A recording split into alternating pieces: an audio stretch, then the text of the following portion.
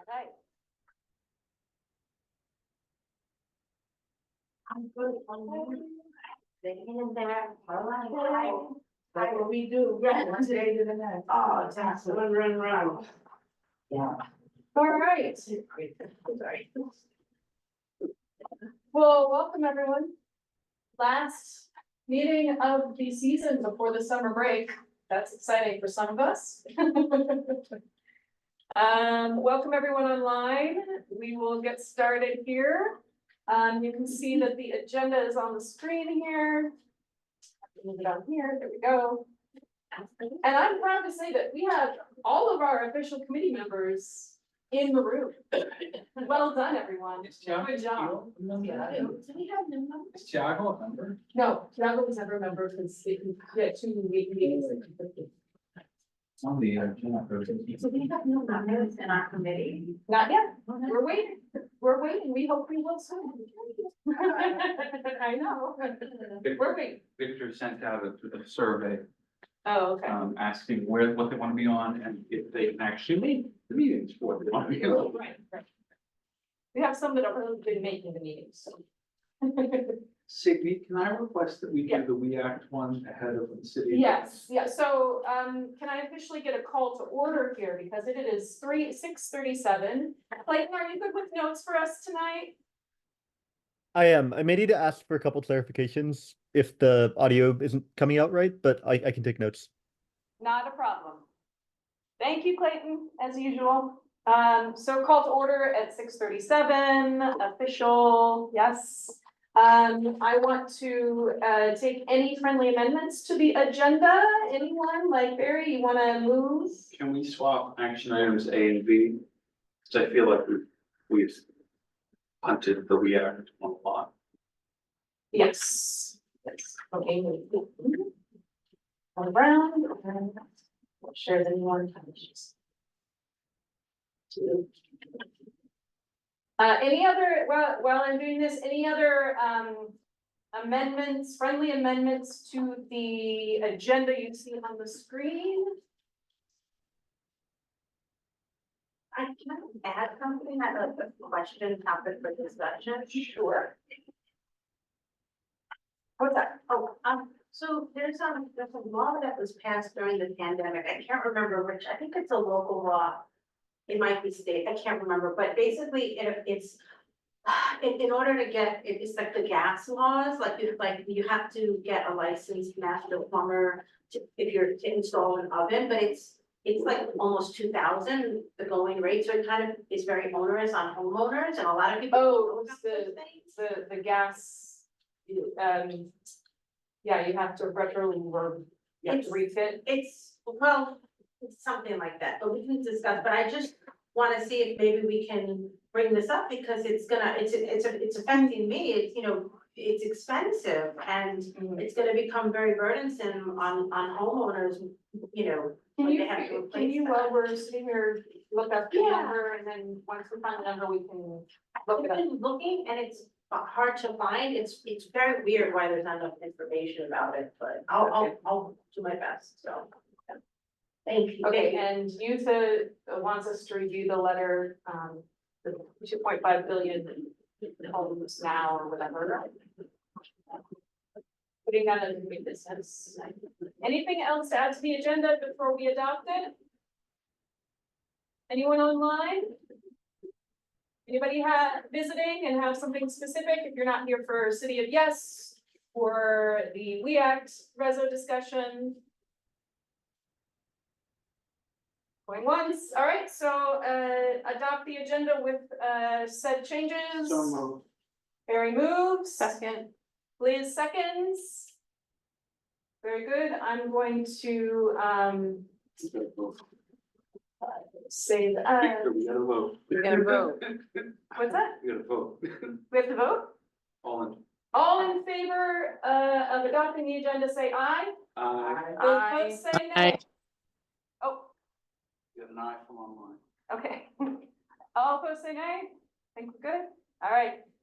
These votes just have to be committee members, just so you know, but anybody can vote. In the reso, we'll take votes from public, from community members, everyone. All right. With that, we have adopted the agenda. Anybody have a chance to look at the minutes? I'll pop them up on the screen here. They were very helpful, Yes, because I wasn't there for the second time. yes, exactly, right? I'll also add that last month we did not ratify the April minutes as well, so we might want to do both of those if we can. Okay, I'll pop them both up on the screen in just 1 second, okay?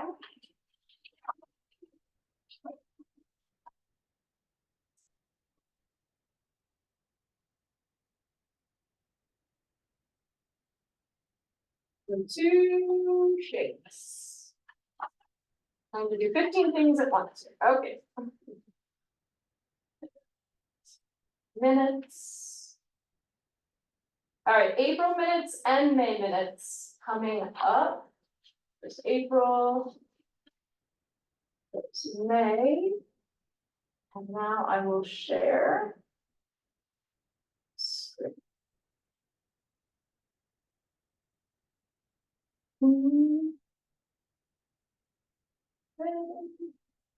And then here's April minutes. Let me give you all a chance to take a quick look if you need to.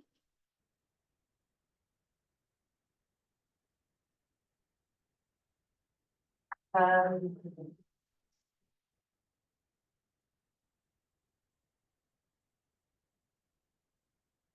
did anyone have a chance to look and have any changes? Nope. They look good. All right, call to accept the April minutes. So moved. Second, All in favor, say yay. yay. Yay. All opposed, say nay. Very good, then let's take a look at May. Thank you everyone for bearing with us as we do committee business. May minutes. That's what's in front of us. That's, yes, it's also printed out. If anybody in the room wants to take a look, those online can take a look here.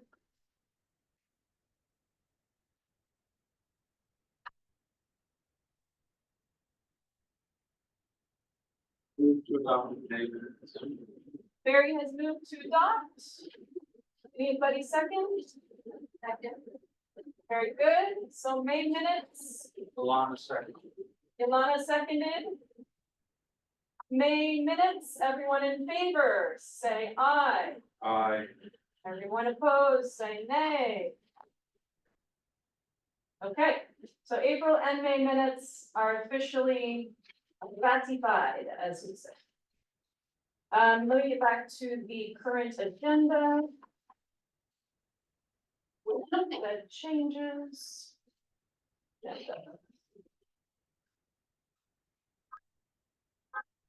Agenda, it is. Okay.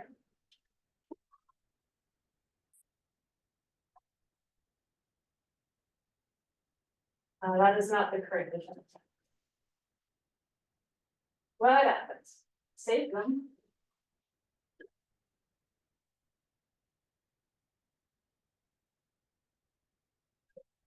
Anybody want to talk while I give it 2 seconds to do these?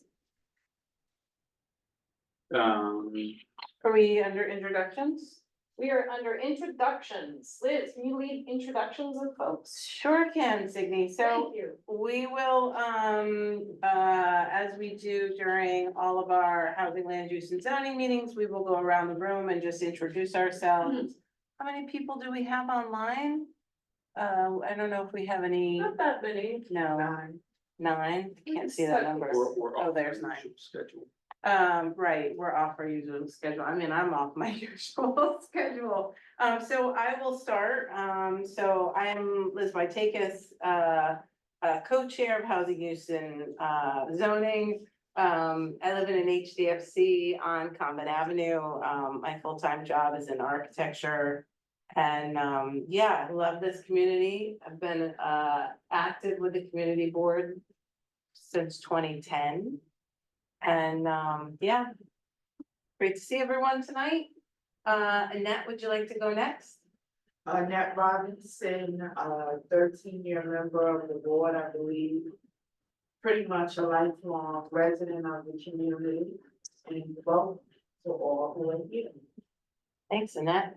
Alana, would you like to go next? I'm Mercado, I'm a member of the committee. I'm also on the Arts and Culture Committee. I've been on the board since 2017, originally from the Bronx, but I've been in arms since 2006. Juan, would you like to go next? Uncle Nice, I work in Legal Harlem. I'm also in the Arts and Culture Committee. Thank you. Thanks, Juan. Barry? My name is Barry Weinberg, been on the board for 12 years, I think-ish. I also serve as our vice chair. And, yeah, I live in a co-op on Riverside Drive, in 138. And I'm Signe Mortensen. I am co-chair of this committee. I've been on this committee about 10 years, on the board about 12 or 13, can't remember anymore. It's a long time, Liz says. I have lived in the neighborhood since '08. And I live on 150th Street. I am here because I believe you all deserve to have your voices in city government, and that's what this community board is for. We bring your voices to the folks that need to make the changes for our neighborhood. And yes, in our room, please introduce yourself. I am Maggie Belaine. I am the vice president of 2933 Convent Avenue HDFC. I've lived in the neighborhood for more than 20 years, and I've served on our co-op board for several years. This is my first meeting, and I'm hoping that we can get some assistance because we can't get it from anywhere else. Good, welcome. Welcome. I see a couple, some community board members on the line that I want to introduce. Clayton, say hello. I'm Clayton. I've been on the community board for a year now. And I've lived in the neighborhood for 5 years in student housing, where I no longer live. And I'm currently looking for housing to move in somewhere later on this summer. Did everyone So hear excited that? to be here. We need to help Clayton find a place in this community board. We have apartments for sale in our building. But I'm not advocating anything. I'm just putting it out there. That said, Jared, a public member, I see you. Say hello, Jared. Hello, I'm Jared Knowles. I'm a public member. I guess it's been in maybe 3 years. And I'm at 148th and Riverside, and I've been here about 15. Great. And Heather, I see you're on the line. Say hi, Heather. Heather is on the community board on our landmarks preservation.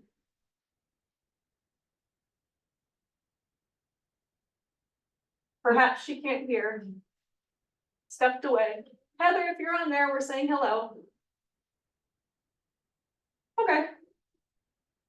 When she gets in. All right.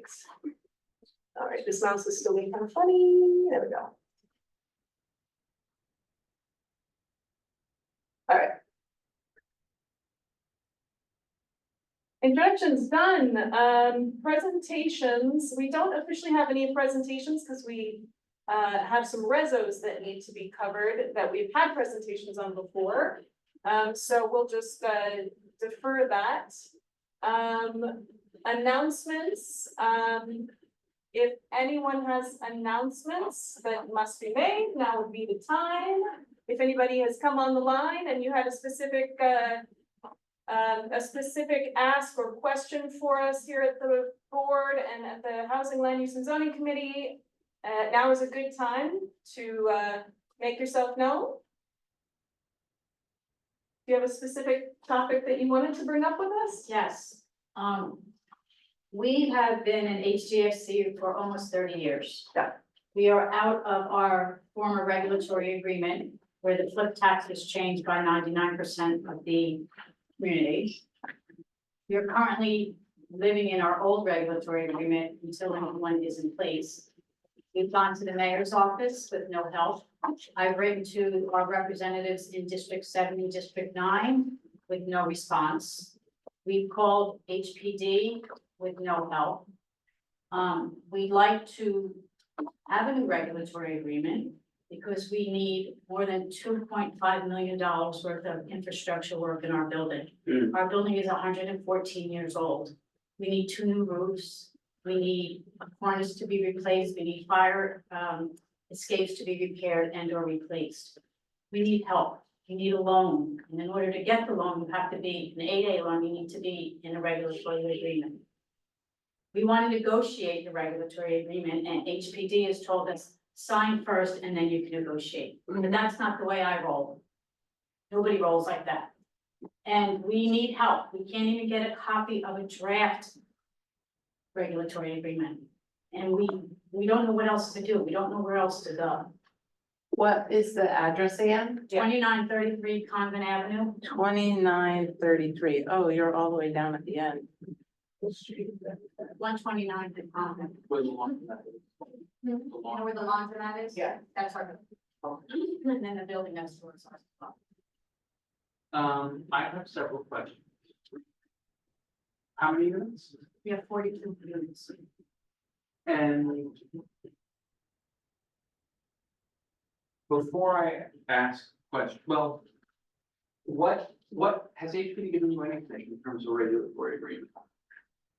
They gave us a draft that was drafted, I can't even tell you what year.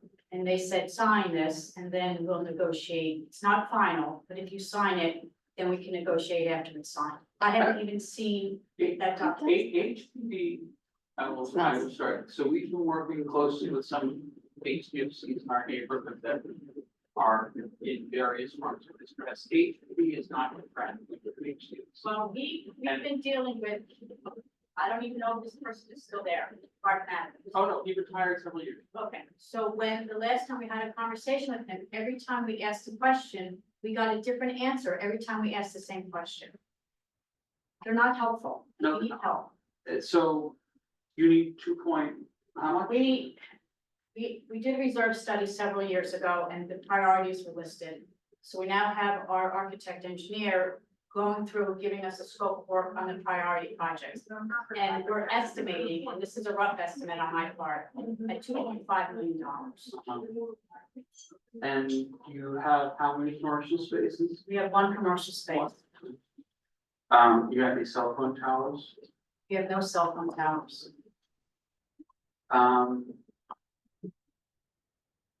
HPD will want a restricted regulatory agreement that caps the prices at which you can sell your units. And additionally, will impose asset tests on purchasers of the units. Okay, so currently, the regulatory agreement that we're currently in, because we don't have a new one, Why are you in it if you don't have a new one? It expired, right? it expired at one. Then you're not in a regulatory agreement. Right, but we're living to the rules of the other regulatory agreement for people that want to sell their apartments. So the income restriction is 6 or 7 times the maintenance and the utilities. So it's pretty low. And that's baked into the foundational documents of an HDFC with or without a regulatory agreement. Yes, that's true. And so have you spoken at all to the Lower East Side People's Federal Credit Union? No, I have not. If someone can give me information I on will that. give you some information, but they have kind of developed a specialty of lending to HDFCs. Well, we also want to get into a new agreement because it increases the AMI. That's what people's income would be based on. So it would give more people an opportunity to be homeowners. And the money that we would need to spend on the repairs and the necessary, we don't want to put an assessment on our community. Sure. Yeah, I have the assessment.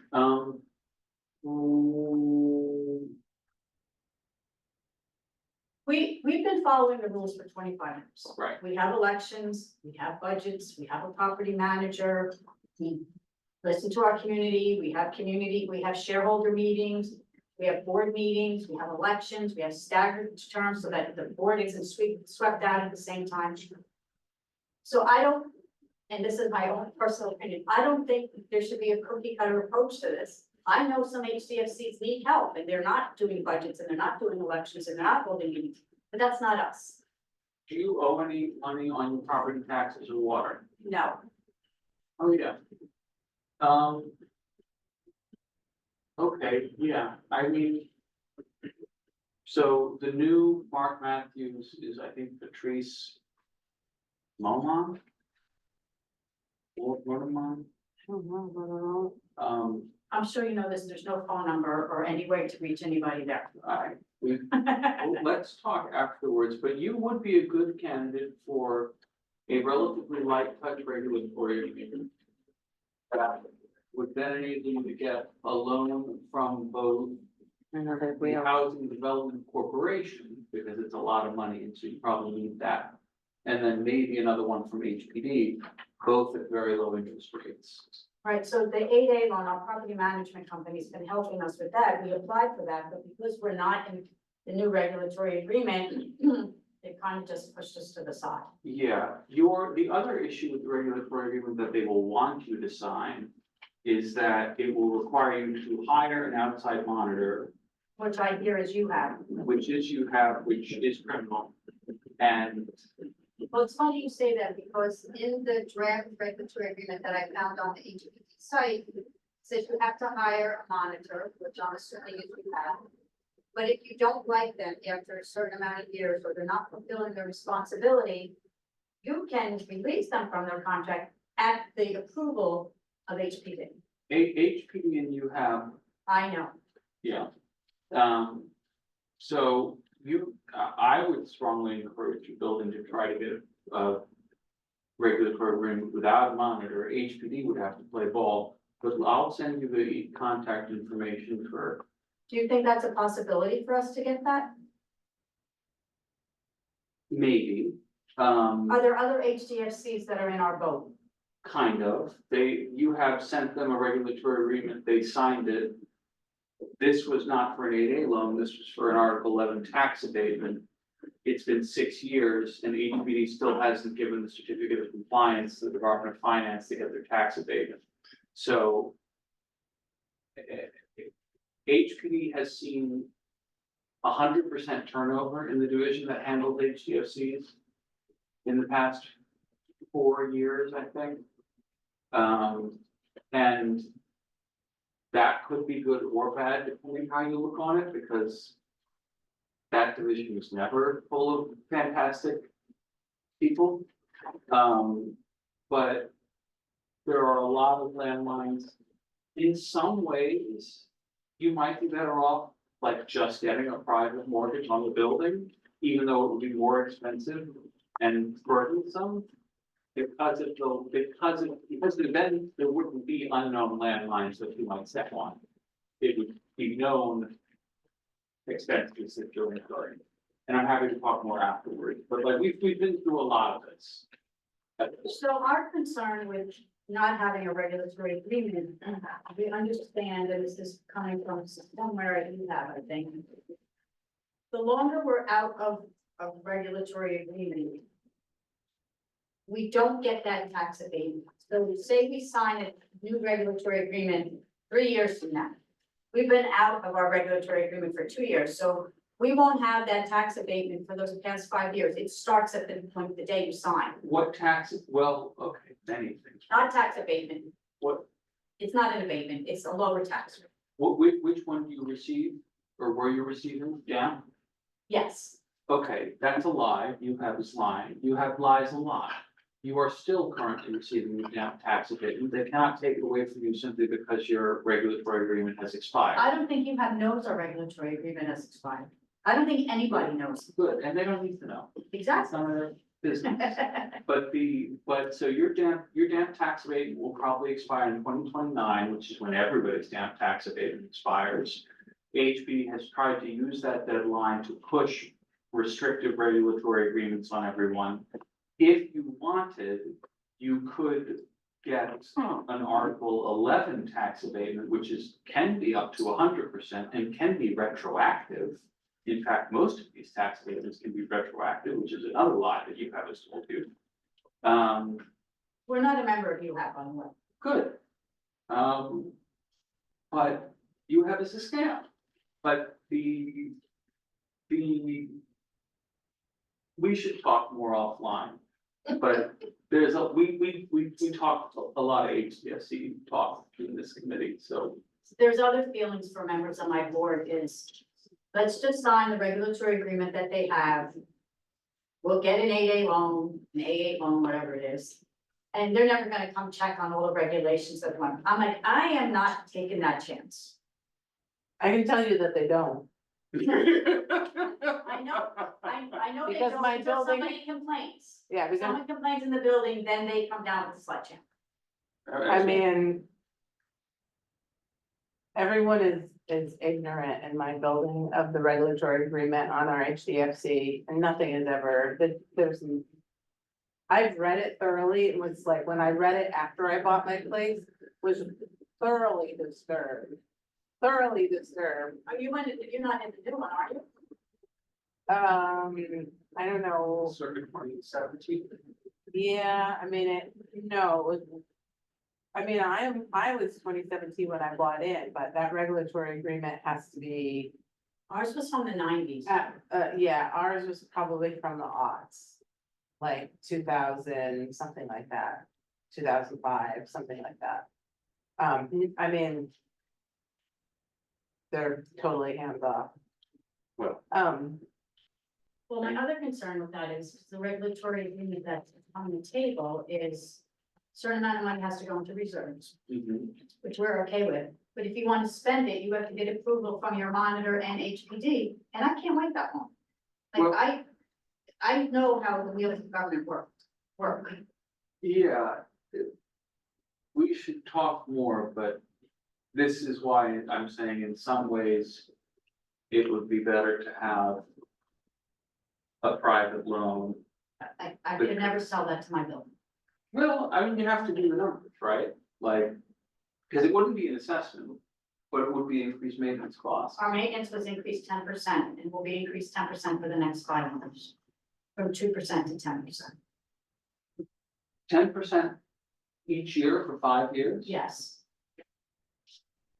Because we have a commercial space that's not paying, Are not they paying paying for market, water? they are paying the water, they're not paying market rate. And their contract is up in, I think, 2025. That's the other thing with the regulatory agreement, you have commercial space, they cannot have longer than a 2-year contract. Oh, yeah, that's absurd. It is And that is known to be an issue with HPD and these buildings, both under Till and HDFCs. We should talk more after, but this is Okay. a welcome, no, but this is a welcome reminder of like this committee Right, circa right. 2017, Yeah. 2016, Yeah. this was all we were talking about. I take it you've talked to the HDFC coalition, like over the No, years? I don't No? know who. I've taken this on purely for selfish reasons as vice president of the board, because I live on the top floor and every single one of my suites, we need a new roof, and we need a new cornice, and we need a new chimney. So I have taken this on as my role as the vice president, because we need to fix this. We have an old role that really needs to get fixed. Yeah, I mean, your building is the same age as mine. I would say the HDFC coalition, they haven't been, Lori. yeah, Rory. They haven't been here in a while, but that's a good, group to reach out to. And then, Vincent Morgan, is that still Yes. going? Oh, yeah, there's This- a new HDFC Down the resource center. block from you, Is what? A new resource center. Okay, on Amsterdam, well, between Amsterdam and Convent on 127. I'll give you Vince is the head of that, I'll give you his information too, so. Yeah. Give her Vince's information, the new HPD contact. I know we can't be the only ones in this. You're not, and you're in much better shape There's than power many in others. Right, Well, see, that's why I don't think HPD should just do this cookie cutter approach and, have a monitor and all that. Oh, memories from 2017. I don't think HPD has had a good idea about HDFCs since 1997. Probably 1994 when my husband was one of the first people that bought one of the apartments in the building. And granted, he got a really good deal for what it was. But people now, since the flip tax has changed, a lot of the older people that have been there longest want to sell. Yeah. We should talk But we should connect you also with Lori and Kirsten, who deals with kind of distressed HDFCs. She's the head of the HDFC Anti-Foreclosure Committee at the coalition. I wouldn't say we're distressed. No, but, well, not distressed, but you're facing a known quantifiable financial burden. Yeah. And she is very knowledgeable about those, usually because she's dealt with buildings much worse off than we. And then Vince Morgan runs the HDFC Resource Center, which is a new initiative of the West Harlem Development Board, and is probably is a good source of information. Yeah, yeah, and I think this is a good reminder that HDFC Coalition hasn't been here. I don't know if they've been here all year. So it would be good for us to meet them in the fall. I appreciate it, 'cause I didn't know where else to go. Yeah, no, we came to the right place, yeah.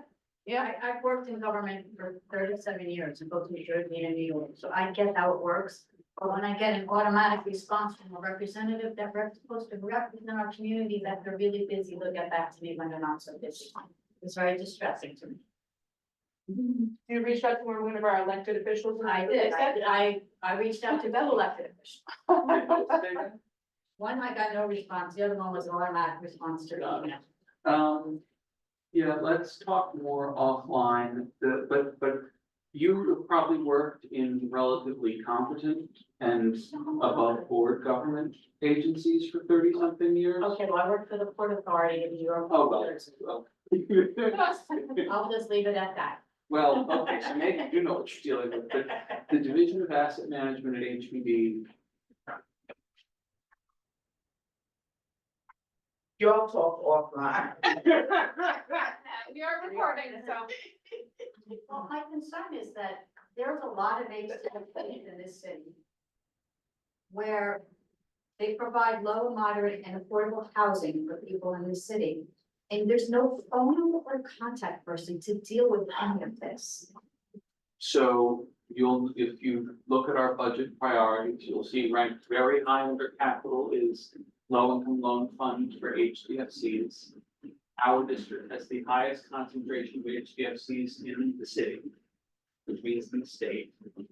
And this is something that we all have become minor experts in just from dealing with it for a decade. Or And longer. that HDFC coalition is a good place to start because all of you guys have similar issues, they're familiar. And they're, they're not gonna look at you as if you have horns in your head. Everyone is having the same experience on different levels. Thank you, I appreciate it. Well, power in numbers, power in numbers. Well, that's why I came here today. Yep, exactly. We connect you. I don't like to even think about the finances much. No, good. What did you say? Think about it. I don't wanna think about it. I used to be on our board of our HDFC, but I'm not anymore and I just. Well, it's hard to go to our community, some people that have been there for 30 or more years, to say that we can't get a loan. And we have to worry about the infrastructure of the building. It's hard to go there and say, we're gonna have to have an assessment. I can't do that in my Yeah. heart of hearts. Okay. Thank you. Thank you. Thank you for coming. You came to the right place and we'll, like you said, we'll talk offline. Thank you for that. New business discussions, so.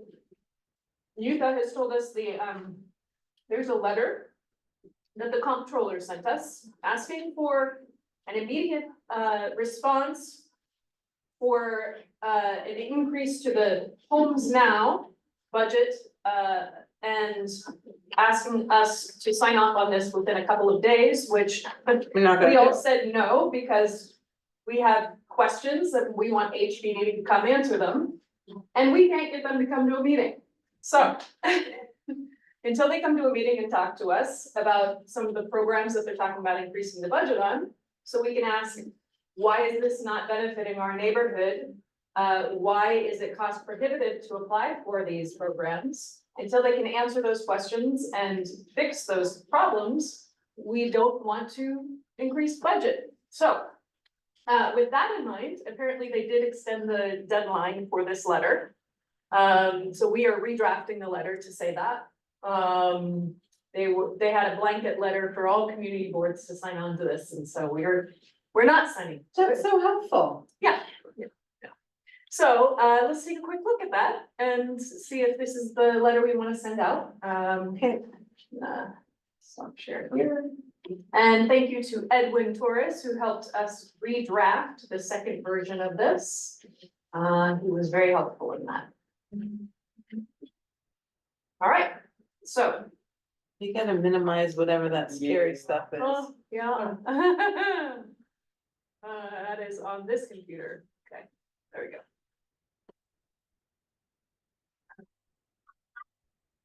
Yeah, just the little guy. It's not letting me. There we go. Okay. So dear Mayor Adams, we, Manhattan Community Board 9, wish to express our significant reservations regarding the Homes Now budget demand. While we firmly support investing in permanently affordable housing, we cannot endorse the proposal in its current form due to unresolved issues and concerns about its implementation within our CB9 community. Our homeowners have faced substantial challenges with the open door program, including difficulties in applying and affording the application process. Additionally, we have grave concerns about the similarities between the proposed open door programs and the tenant interim lease program. HPD still has nearly 100 buildings that it refuses to rehabilitate and sell to tenants without massive underlying debt, openly defying agreements made with tenants over 2 decades. Until HPD addresses these critical issues and engages with our Housing, Land Use and Zoning Committee or board meeting or board, we need to fix that a little bit. Or general board. Let's just say that. To provide transparency and accountability, we cannot support this last minute request. That said, our community is a backbone. This is a little bit more about what was already in the letter, but going on to talk about what the Homes Now budget demand was. That is more or less our response. So thank you for considering our position on the budget request. We look forward to a productive dialogue that prioritizes the needs and well-being of our community members. Do we ask them directly in here to come to a meeting? But that's where we should fix what we were just saying in this, where was it? No. Right up here. Until HPD addresses these critical issues and engages with our, and this is where it should be. Yeah. And, Meet attend. with us. Yeah. Well, hold on. I would say leave that sentence the way it is, and then after it, I would put, we are once again requesting that HPD, Representatives, yeah. attend, you know, one of our, whatever. No, we know, and we should also put in here before that sentence, when we have previously requested HPD attend a meeting, they have informed us that they don't do evening meetings. And you can say in there that there are other city agencies that come to every meeting. When they ask us to support Give them something. $2.5 billion.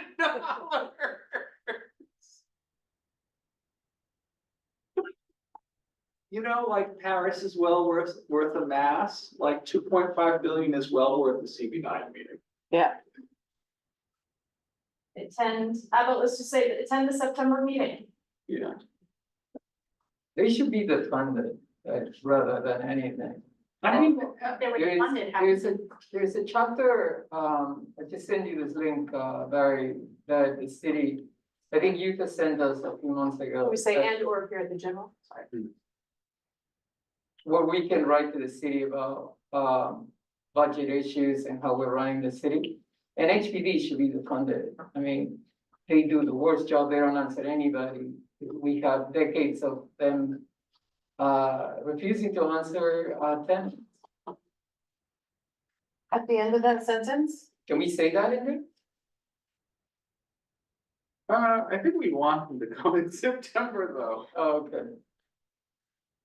I mean, you need an organization, you need a branch of the local government that oversees this type of stuff. Yeah. They need to be restructured, they have major staffing issues.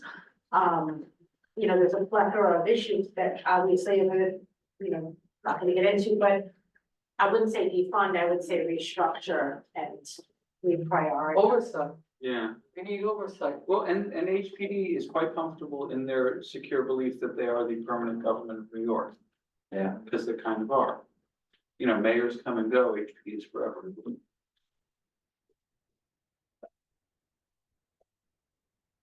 I don't know one group that they have helped. Developers. Yeah. Yes. The mayor asked. No, de Blasio was much better to developers than Adams. Shocking. I gotta say, their code enforcement division has sometimes done helpful and good things. And the GPU, although that might be the mayor's office, that might not be HPD. Is there anything else you want to add to that? I don't know if we need to say they've refused up to this point, but No, I would, I would, Where should we put in that? between those two sentences, I would say, in the past, when we have requested HPD attend a meeting, they have informed us they do not do evening meetings. That they do not attend evening meetings. what if we, No, I would put that, call them out, like. I know, I'm just saying, what if we say we're once again requesting that until we cannot do this, so I'm thinking. Oh, yeah. This was accurate. Yeah. And then we say, strengthen that we are once again requesting or, so, in past requests have, response to our request has been, that kind of thing? Yeah.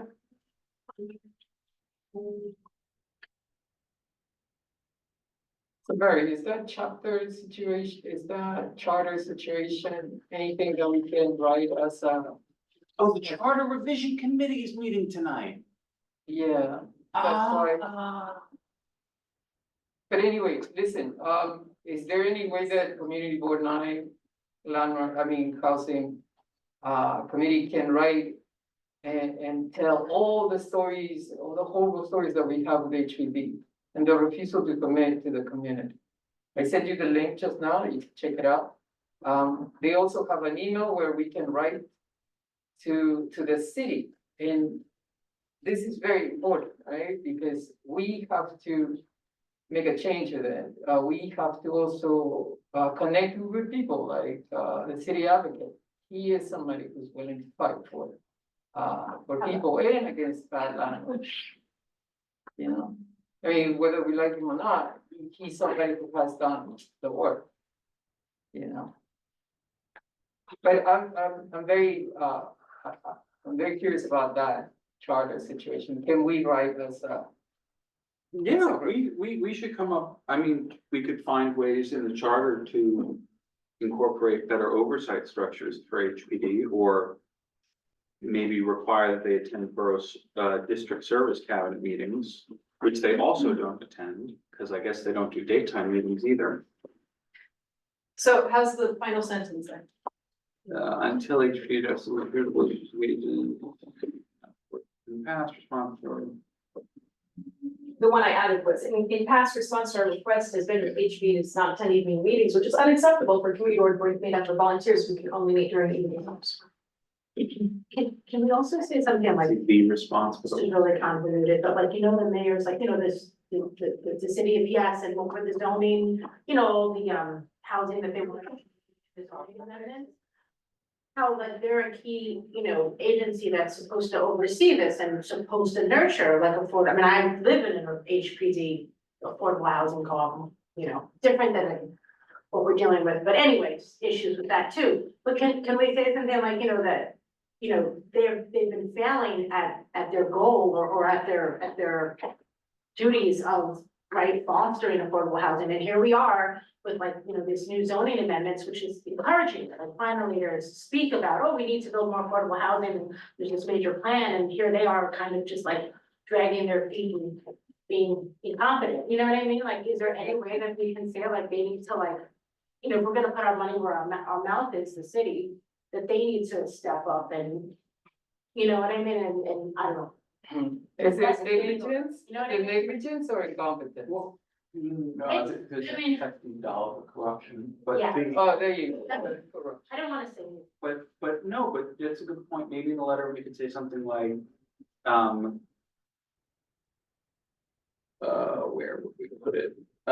With our, like, maybe after that said, our communities are the backbone. After that paragraph, Now more than ever. With, Where is this? after that said, our communities are the backbone of New York There City. it is, okay. Oh, now more than ever.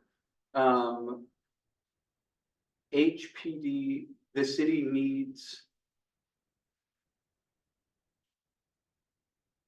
a transparent, well-run Department of Housing Preservation and Development.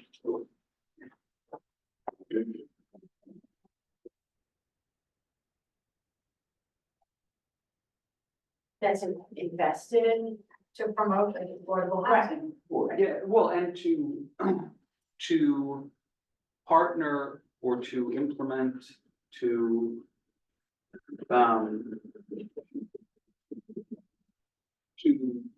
focus the efforts of the various initiatives across our city, such as the zoning for housing opportunity. What was one of Focus ones? Oh, what about the 580, whatever, 485X, 485Z, which was it? Sorry, The new tax abatement. I looked it up. And then there's a supportive housing one too. Put it in tax abatements. It was in Clayton's minutes. Sorry. So I'm sorry.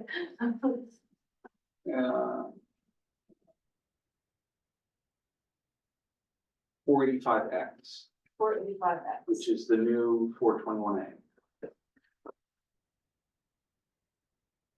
That, or is it just like that? I think it's like that. Yeah, because they're kind of like the weak link, right, in all of this, like, Right. we can call them out, and then, we gotta stop being the weak link in this. 485X, tax incentive program, let's call it. Comma, what's the new J51? It's like affordable housing preservation with tax abatement, you know what I'm saying?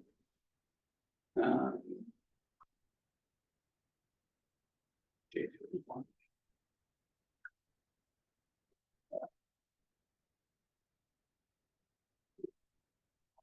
Affordable housing rehabilitation program. Is that what it's called? Yeah, Yep. So, yeah, the awesome.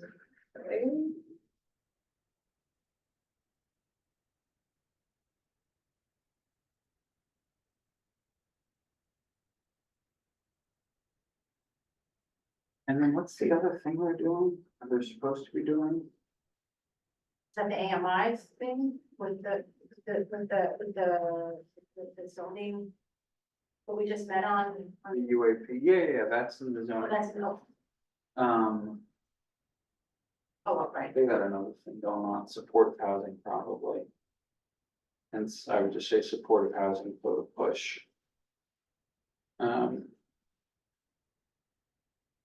For expansion.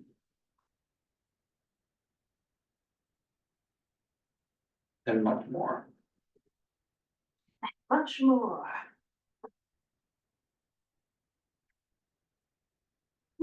Okay. So where are we at here? We have now more than ever, the city needs a transparent, well-run Department of Housing Preservation and Development. To focus the efforts of, not like that,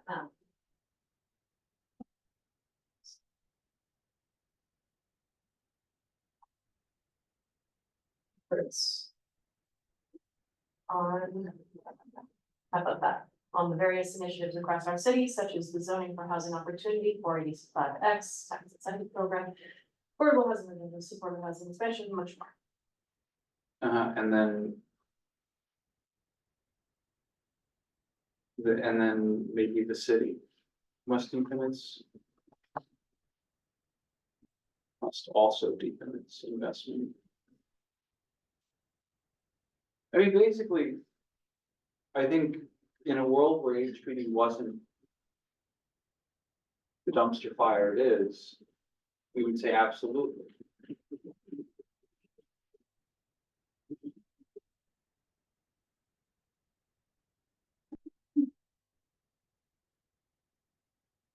Okay, anything else? I would look forward to your response.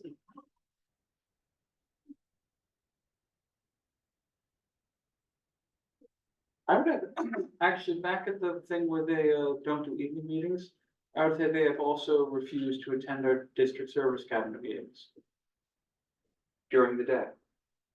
Yep. Right where you are.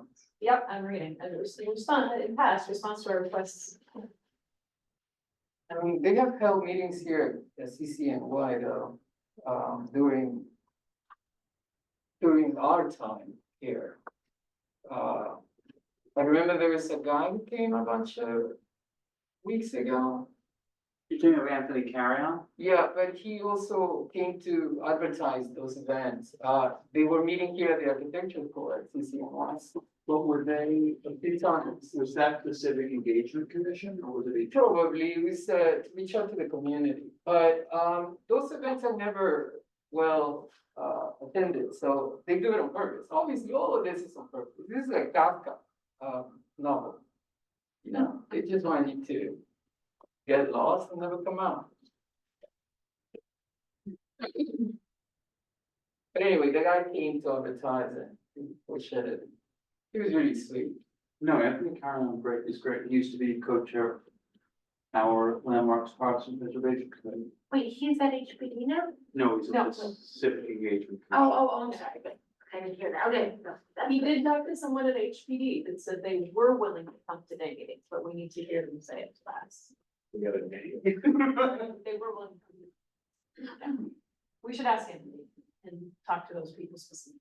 Yeah. So what else did you wanna, I'm sorry, how did you wanna fit that in about, Yeah, so in the past, the response to our request has been that HPD was not. HPD, and I would put HPD has also refused to attend any of our district service cabinet meetings, which is the meetings Utah holds with all of the agency reps. District service cabinet meetings. I don't know how they would have written this. It just, I just. Gail Brewer etched in my brain in one of her State of the Borough addresses. He was at NYU. Once said on stage, there is only one industry in this city, and it is real estate. It is a village. And that is how HPD gets away with it. You're right. That's exactly right. Okay. I interned there in HPD when I was 1997, when I was in college, and there was really good people, like really good hearts and stuff, and then there was like this other aspect that I'm not gonna talk about. Scary. Yeah. Leaving that guy. And the good people couldn't put up with it, is what the sad thing is. Some of the HPD's divisions have good leadership. Anne Marie Santiago at Code Enforcement was very good. is there anything else here? Cause we need to move on. Okay, so I will send this to you, that sounds like maybe we can, do we wanna vote on this or anything? I mean, we kind of already did that with the exec, and now it's just amendments, but We can do Thursday too, if the deadline is the 20th. yeah. Do we wanna do anything else with this here? Is there a comment? Yeah, I think, can you raise it up just a little bit more? I can't see the last paragraph. I was just gonna say, part of what this proposal I thought was supposed to also include home ownership.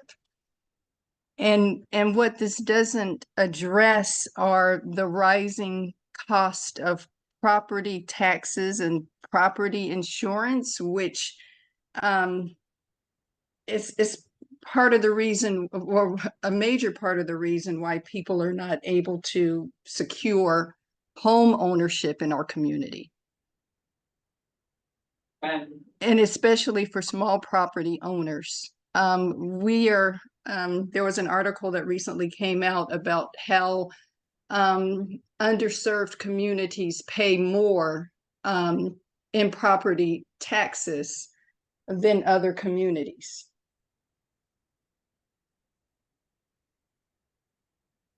So this is supposed to be a push, you know, not only for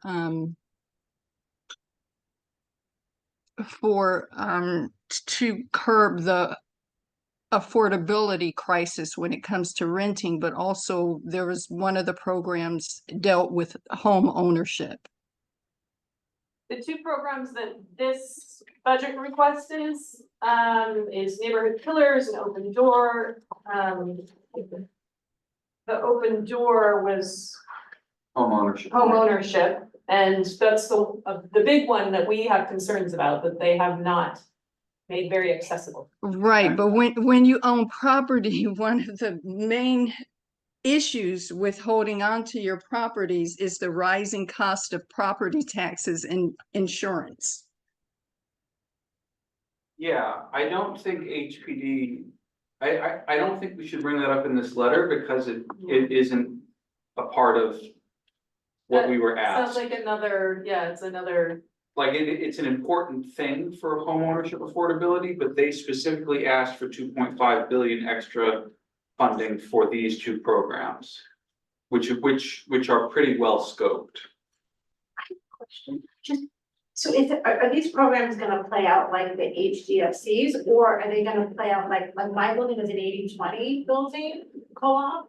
It was lottery for location, it was HPG, or the private developer, it was a vacant lot, and, you know, is it that type of thing, like, how? A great question we would like to ask. Yeah, like, how is this gonna play, that's, because it says new construction, right, so, which is different than, right, it's the HDFCs with an existing building, and then offered homeownership, so like how, because I live in that building, and we have insurance, you know, it's 80%, you know, those of us are like restricted income, right, because so, you know, we have rising costs of living and insurance, and it's becoming very difficult to, you know, but I wanna know, like, what is this gonna consist It of? must, so it is required that the borrower be an HDFC in Open Door. Okay, But but new construction, so they would, new construction and rehabilitation presumably, but I mean, one of the things that nobody wants to talk about is like the inherent tension between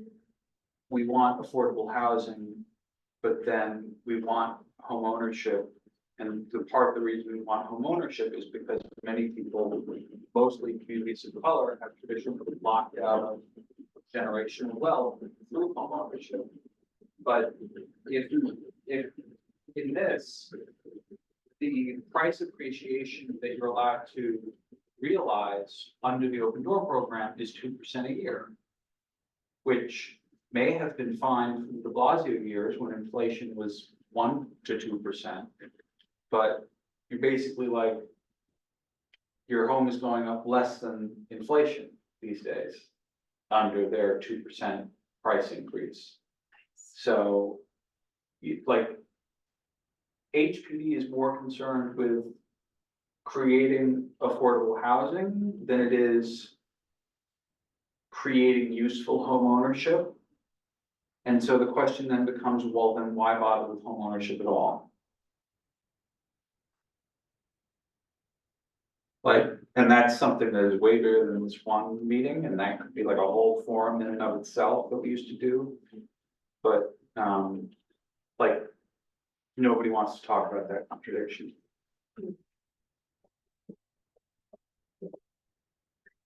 Tabled for another meeting. All right, I would like to move on from this letter so that we don't stay here past Annette's bedtime. Although it looks like she's getting all cozied up already. I will send this to Yusa and we can review on Thursday. Yeah? Do we need to take a vote on this? I don't think so, because we already did something at exam, but. All right,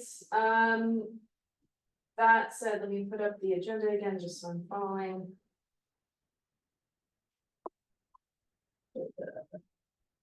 All right, we did this, old business, you brought up the legislation, the gas. Oh, yeah. So do we have a number we could look at? Well, so this is where it gets really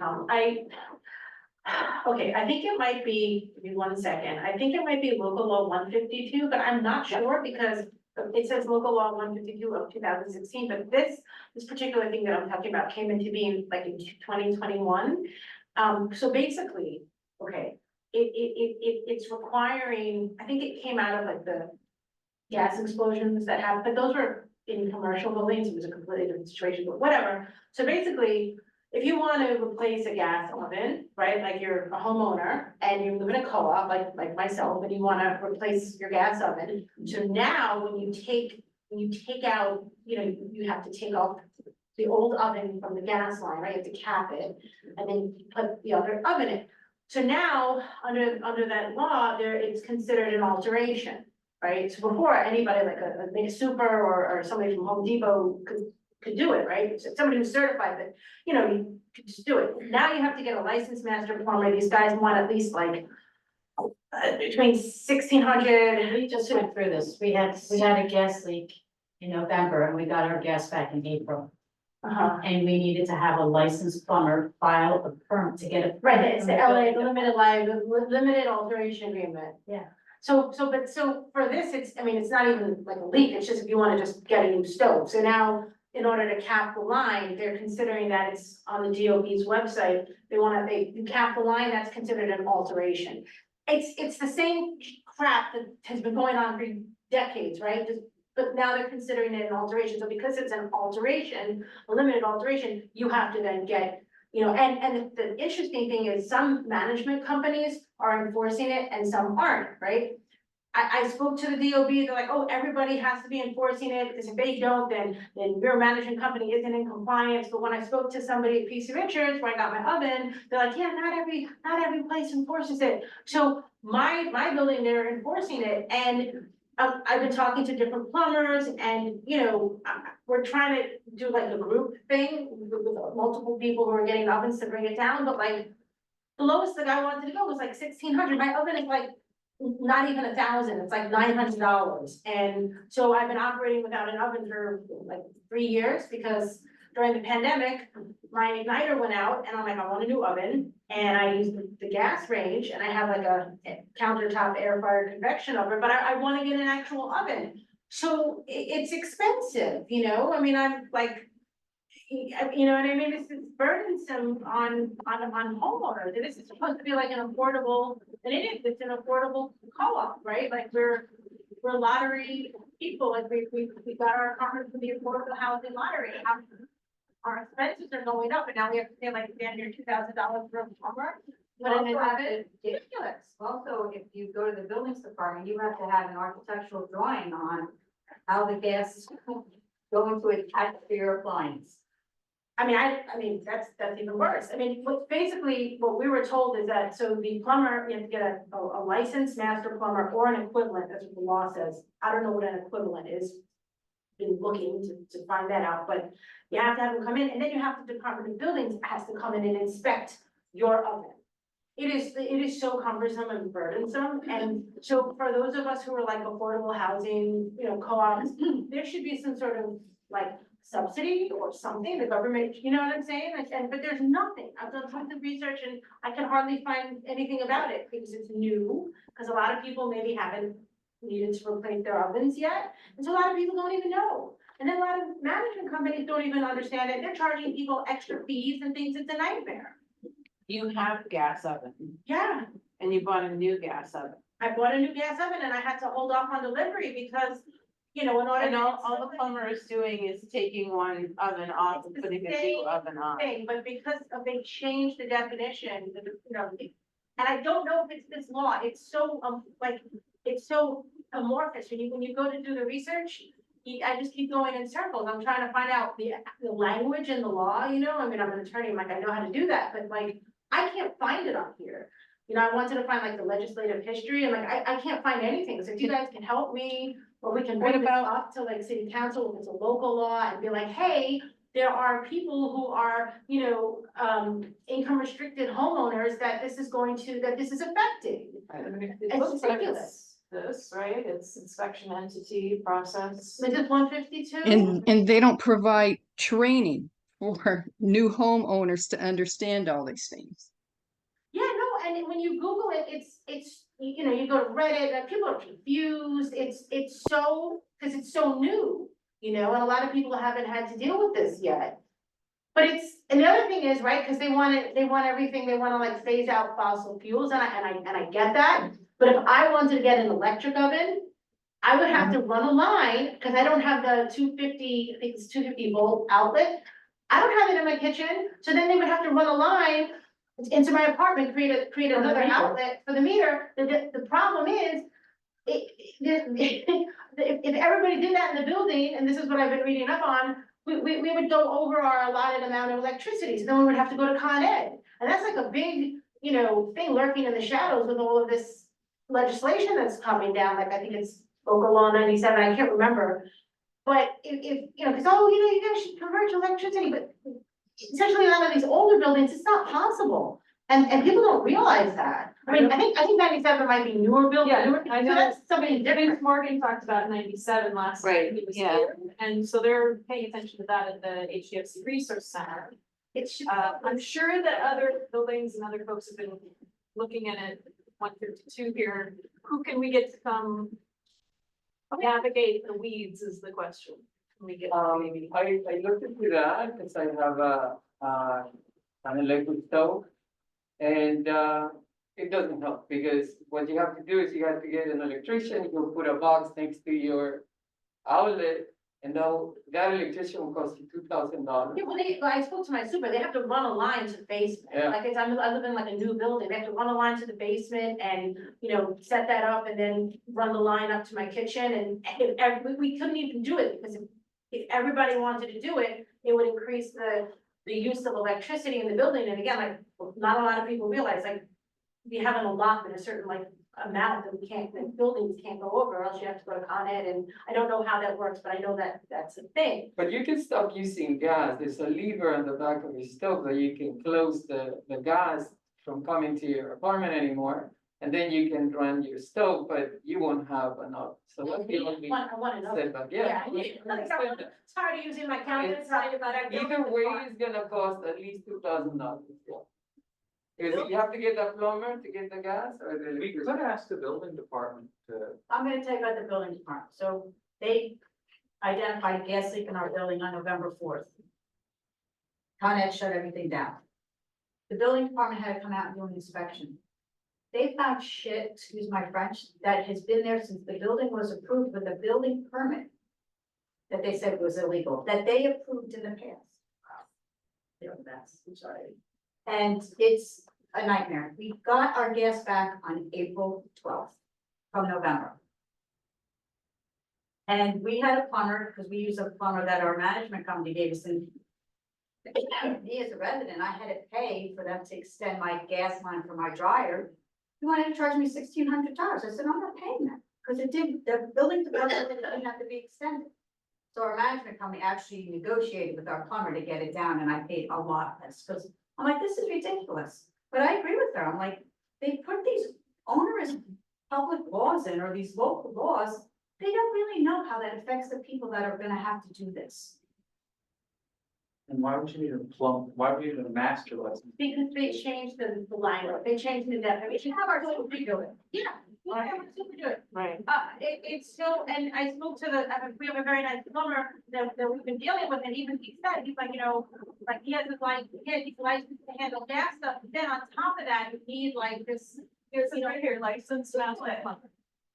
Or, And then he has to pay for correction with the building. Right, that's right, he has to pull a permit, but the thing is, pulling the permit, It's only, I spoke to the DOB, they said, oh yeah, it's probably less than 300, they couldn't give me a price.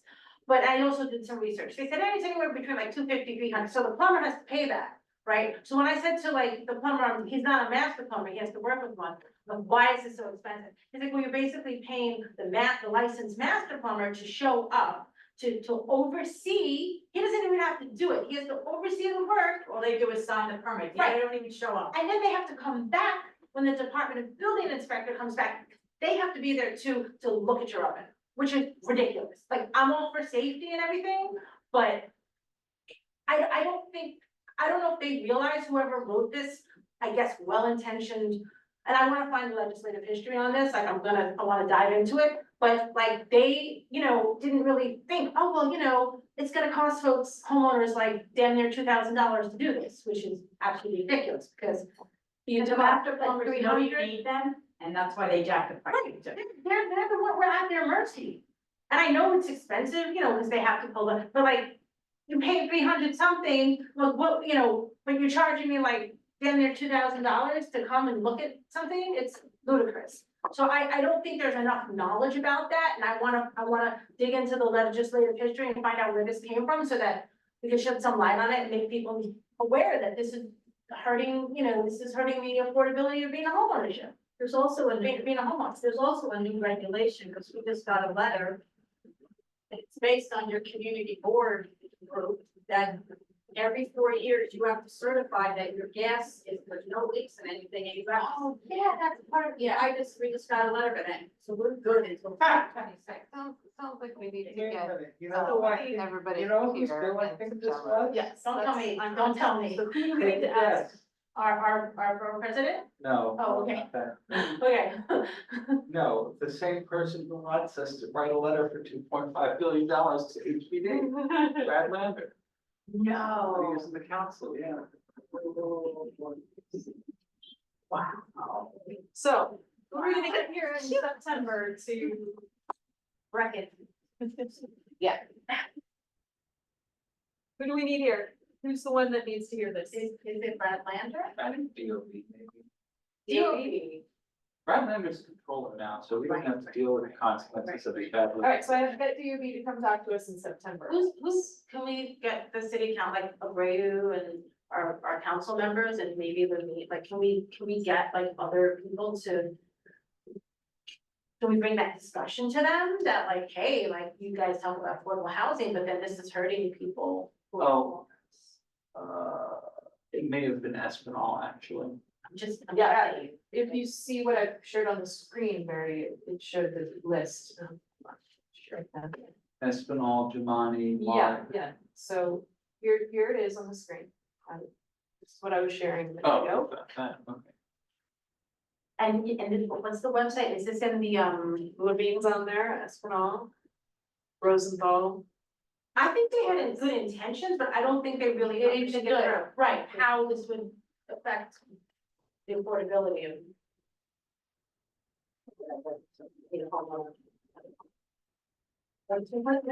2016. This is does this have to do with the East Harlem building that, I think it had to do with the Lower East Side one. Oh, Lower It's East a completely Side. different situation, because that was a site meeting situation, that was in a commercial. Well, in commercial, I don't think they have to do this in commercial. I'm pretty sure, because when you go on the DOB's website and there's a little checklist, I can double check, but I'm pretty sure commercial, they don't require this.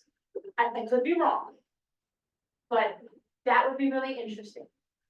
If that's when it came out of a commercial situation. I would love to have an election, so don't get me wrong, I would love to have an election, so, but. In it's not September, hard. guys, in September. Sorry. Can we get DOB here and start the discussion? Because I feel like we need to include more folks. It needs to be a bigger discussion, but. I don't know that our DOB comes to district service cabinet meetings sometimes. I don't know if they come to. I don't know if you've ever gotten them here for an evening meeting, but we can try. But they at least come every month or so. The youth meetings. Okay. Borrell is still on, he's still on the, so, Really? Yeah, because I dealt with him with that amendment to the fire code, and he was great, his office was, they were great, they were really responsive.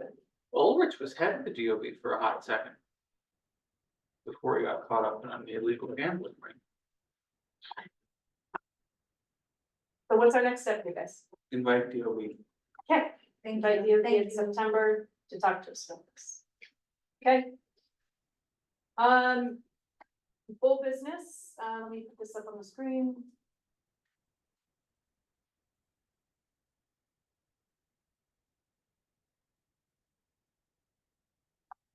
All right, is there any other, full business that we want to review here? Clayton did some work on looking at some buildings. Let's just see what he had to say, and then we need to take April out to dinner. Talk about the Hamilton Theater. Do you know what's going on with that at all? That's nothing. No, I mean, Dan was kind of in charge, and then he's now with the company, and I think they're actually interested in possibly doing something. But, so Clayton saw that there's several general construction permits for the project on Amsterdam that we're made aware of, right? The Harlem Collective stuff and the building next door. It's 153rd in Amsterdam, no, 152nd. Amsterdam. So they're tearing down the Dr. Ups or health building next door and making building between those two. They're doing as of right, so they're not required to come before us. Documentation is showing upcoming construction of a new 4-story building there, which is within zoning regulations. So they did ask to see there's separate permits that indicate 47 dwelling units proposed. Both sites are R7A with C24 overlays. So they're going within zoning. They're going under zoning. Under zoning, it sounds like, right? It's gonna be housing, or we don't? It sounds like 47 dwelling units is proposed. So, and anybody can check this out online if you're interested in diving deeper. You can always search this on DOB permitting, what's the DOB now, whatever, right? And you can see what they've submitted so far and things like this. So there's always lots of little Easter eggs and things to find out. And then for this request, check ACRA for 523525 West 125th, Blue Flame Building, that's our Children's Foundation. 523 and 525 were sold to SM West 125th Street in 2023. None of the neighboring sites had recent sales of property or air rates, including the Antioch Baptist. Our Children's Foundation did have a suspicious amount of mortgages that have been tax liens that have paid off in the past 2 years. Okay. We know there was, not sure what was going on that site, so. Still not sure, but now we have some vision. They may have like officially redeveloped it into a medical facility, Oh, but like we should have it. okay, so our Children's Foundation would come for us.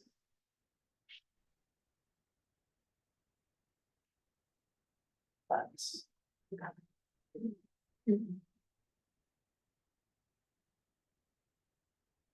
What's going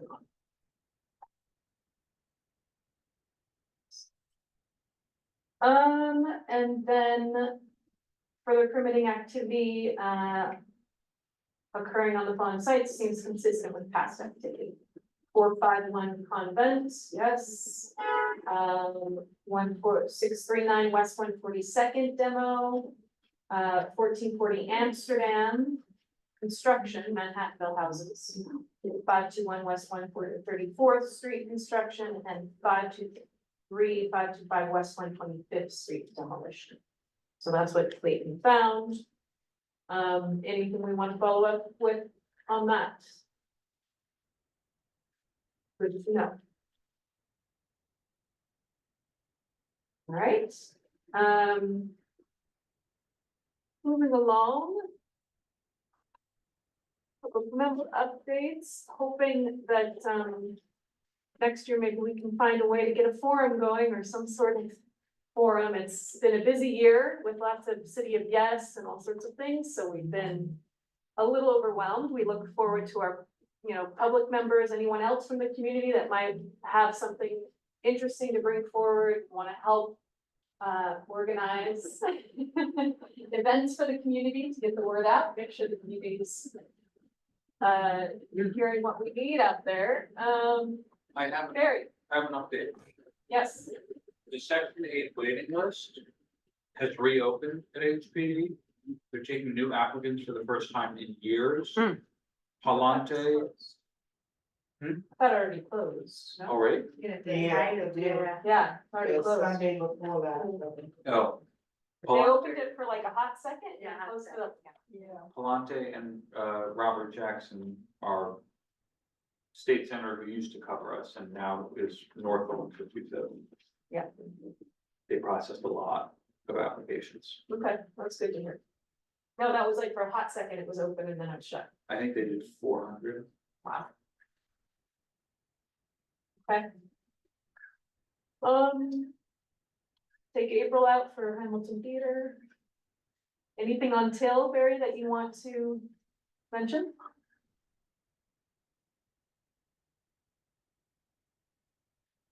No.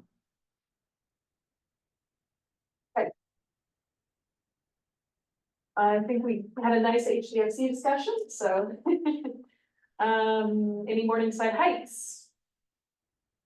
Discussion. The city council, at the behest of the Department of City Planning, wants to modify our proposed rezoning of Morningside Heights, Oh, right. specifically the sections around Teeman Hill area and 122nd Street between Broadway and Amsterdam, which are the two largest concentrations of privately, non-institutionally owned, rent-stabilized units.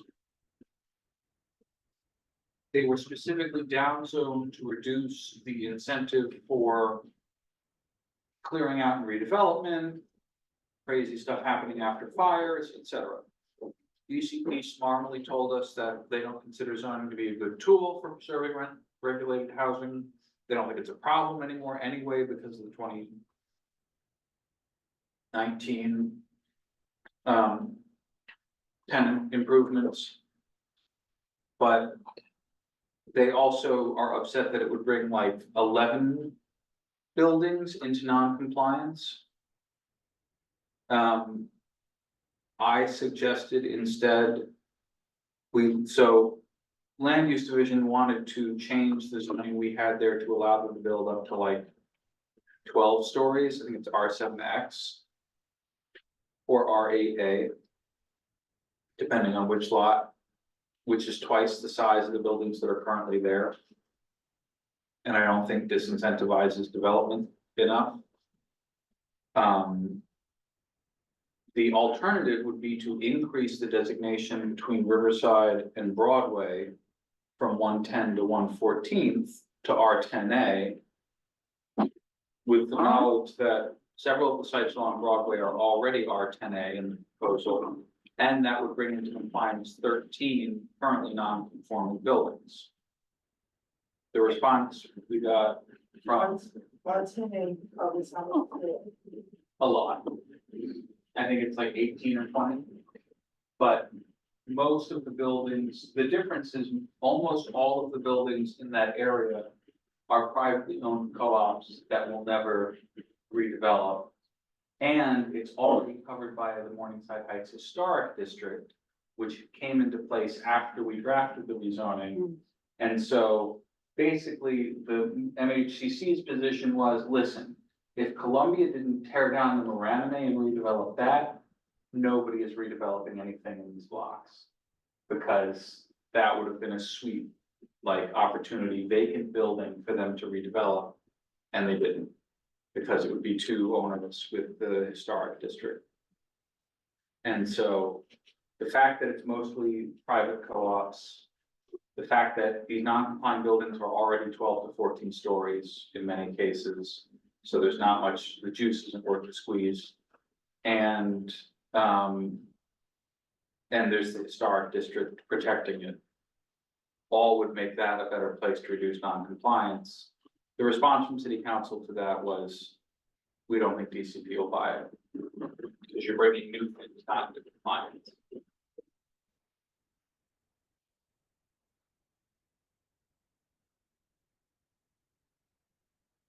I mean, I don't know what we should do.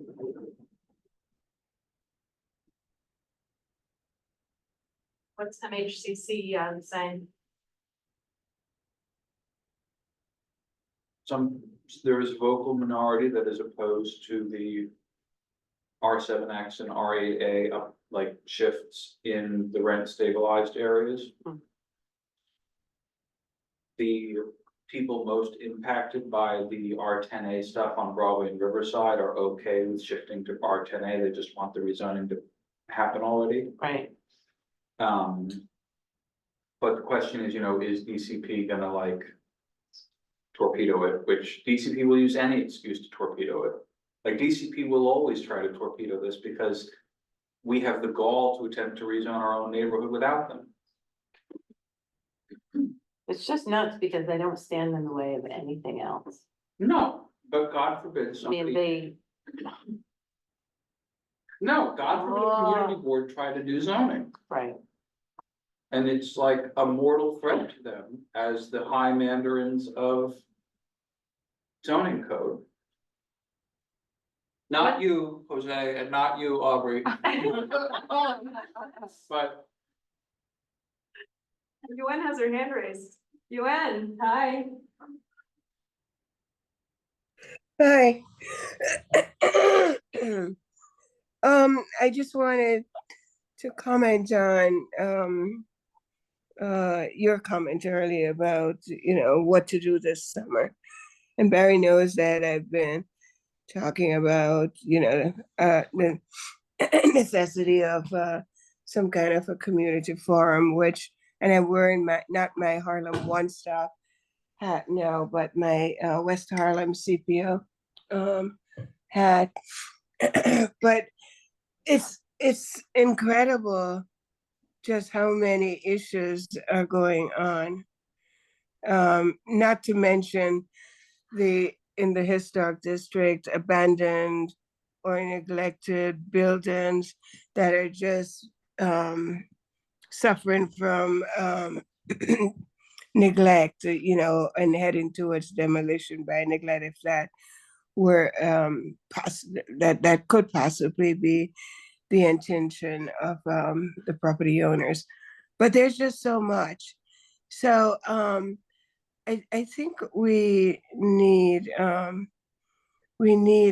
forum, or at least a couple, just to do an overall assessment and to get some kind of a barometer on where the community is, and what are the really hot issues, or not even hot issues, but what are the concerns? The neglected buildings, that's one of my triggers. And also the waterfront, to get the bar president involved and the council person, and even We Act and Riverside, the Parks Department, to talk about the waterfront. I don't know, it's such a precious asset in this community. And there are challenges, with the flood zone and all of that. But I think we need to seriously get the electors, everyone on board, speaking the same language and what we'd like to see on the riverfront, and begin to seriously think about a plan, economic development plan, and also an environmentally sustainable or plan for the waterfront. When you say the waterfront, are you mostly focused on 125th to 135th? Anywhere where someone could come with some ridiculous project to build close or over, and also how do we develop that area for So- recreational use, but with an economic development component. The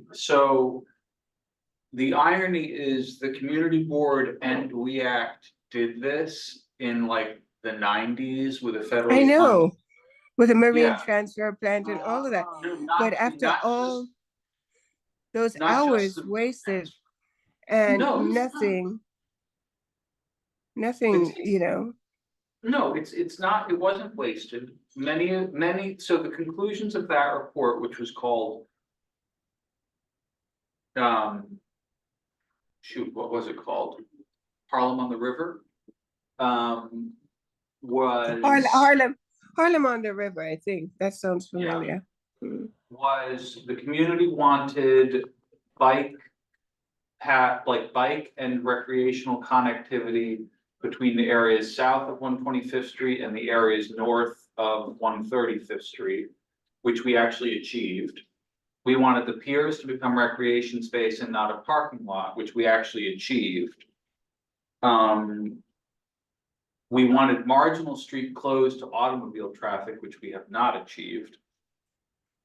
And we wanted economic development in the area centered around Fairway. Right, or the land at Fairway and where, and the Fairway itself was a big part of, we just passed the Fairway part, but the Fairway wholesale, yeah. and where Covo was, I mean, you know,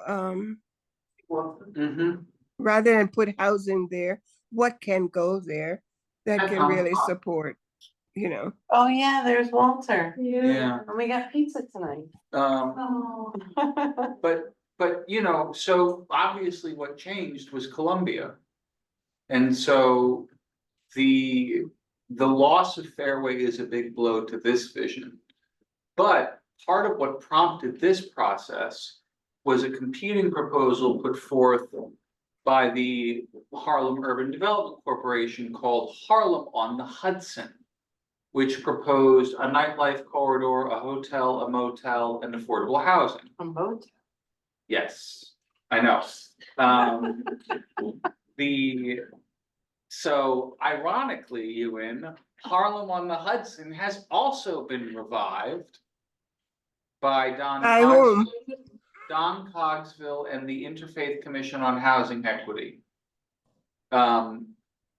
Who are under the mistaken impression, God damn it, that they can redevelop the Fairway site into housing because they think the Fairway site is on the east side of 12th Avenue, when we all know it's on the west side. It's on the west side. Under the goddamn highway and train tracks. Yeah. Well, we and- need to get all these interest, and there's friend Mac. We need to get all these interests together, you know, and I mean. But then look at that. That exists now. Right, and it's beautiful. So let's continue on that trend and forget about building under the highway or, you know, on the parking lot housing. I mean, the waterfront is not for that. It should remain open to the public and should be an area that draws people to West Harlem, and either from its the activities along the pier, or just because it's a natural, you know, walkway or park along the river. We should treasure that.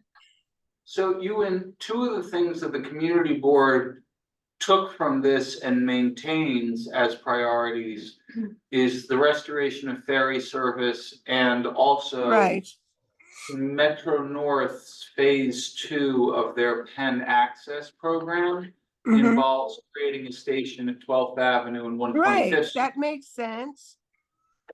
You know, So that- creating a gateway for the rest of Harlem going north, south, or east. Oh, there's We've always, and there's Alexa. How come I don't see me? I know I was there. But yeah, so I mean, I think a lot of this work has been done and it never hurts to re-engage the community. Re-engage and update, re-engage and update. You Right. know? And come up with a, there I am. There you are. Yeah, that's me. When I Yeah. had my hair short. Yeah, That was you 30 years ago. right? Or 25. Never to see those days again. My energy was a lot higher then too. But yeah, anyway, so that's what I'm talking about. We need to think of that whole area holistically and not leave it up to Columbia or my asthma is acting up, or Janice, you know, to take the lead on that, but rather to incorporate whatever there's Cecil, I miss him. I know. To incorporate what their plan is with the community needs, and let's push this forward. You know, it's like 30 years later we're going around in circles. The Metro North Station. Hmm? Oh, yeah. I Who mean, are like, you seeing? Who are you seeing? no, I'm not seeing any, it's in order for our community vision to become reality, we must ensure the resources needed to build a Waterfront Park vibrant commercial district allocated budget. Urge the MTA to plan a Metro North stop in the vicinity of 125th Street and the Hudson River. Mhm, mhm. And, you know, this is like, a lot of these priorities are still the same. Yeah. But yeah, no, I hear you, but I will note that this was professionally done with a grant from the federal government, this planning. So Mhm. I don't, oh, Marita Dunn, Oh, well, Alexa Donovan and Tom DeMott. Where are you gonna put the station? There's no space. Well, we want to close Martinal Street. Ah. Is there a fair I think I think we need to get the electeds on board. And I might, when I was planning to, after a CPO meeting, to draft something to Mark Levine and to Shawnee Brew and even to Rodriguez, who is now the head of the economic development. Wait, Adonis? Uh-huh. He's head of DOT, I thought. Rodriguez. They're pouring a hell of a lot of money into East Harlem. And you know, I just think some attention is needed over here in West Harlem. But and it might, and what's his name? Levine, based on, you know, political ambitions, he might have, you know, some interest in making this one of his pet projects. Well, the ferry has been a bit of a pet project for him. Although he might be snake bitten by Yeah. he doesn't. Yeah. But I really think that we need to begin to connect all the dots and all these projects that are out there and look at it in a holistic manner that really, you know, make sense and have greater impact in terms of community improvement and economic development. Yeah, Ilana, so the question. What's kind of with Fairway, like, I mean, it's been, So Fairway went into bankruptcy. Right. It was bought by Stop and Shop, certain portions of it.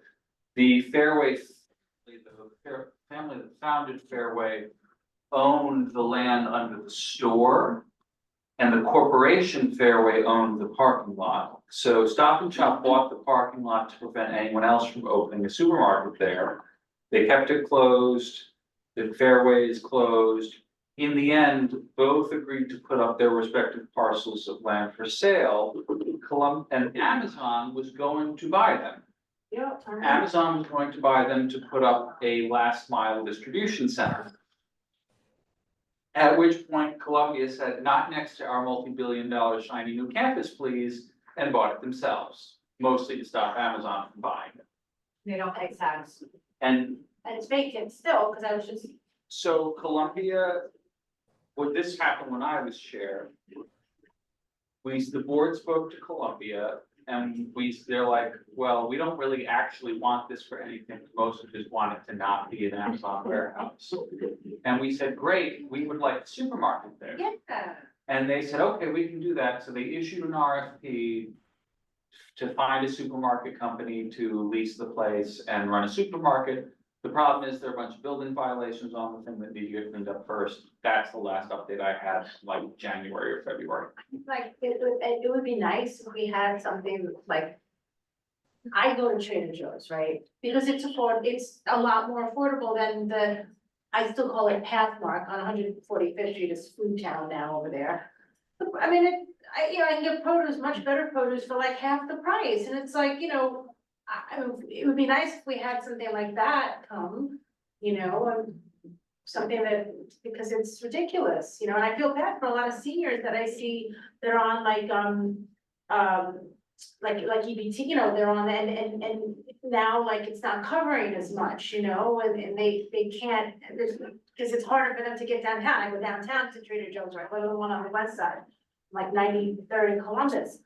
We need something more affordable up here. I know there's a Trader Joe's coming to 125th, but like, that's still over there, like on further, further west it would be nice, And that location does have a parking lot, which means it can get a lot more traffic from the Bronx and Denver, New Jersey. Right. And yeah. We yeah, need, yeah. we need a to move on huge now. market over there, Yeah. open air market on the weekends. We would love to see a grocery store there again. We are waiting to see what happens here. So we need to move on. Rezos and action items next. Cameron, you're still on with us. Thank you. We are up to the React Rezo here. Let me put it on the screen. Hi, Cameron, how are you? Hey, how's it going? You hung out. Look at you. Yeah, I got We had some got it back and vintage forth between React. this and another meeting, but doing all right. We had some vintage React up earlier with the I think you report. saw that. Yeah. Yeah, I saw it. Cecil up there Yeah. had some very young Cecil in the image there. Definitely. All right. So here is what you shared with us, Cameron. And I know you presented to us and there was discussion last meeting, right, in May? Mm-hmm. Yeah, that's correct. Yep. And so did we have any comments and edits from in May? If you can help me with this, look at our minutes maybe. Yeah, there were comments in the minutes. And I think I edited the resolution a little bit in response to comments from, I think it might have been the April meeting. Okay. I think I sent this. Is this the most current one then? The one that you have online that I'm showing? I believe so. I believe so. Right. Do you want to read through it or shall we read through it, guys? Because we would like to How many vote on pages this is tonight and present it for Thursday. What's that? How many pages is it? It's shorter than the city of Yes It's text. great pages.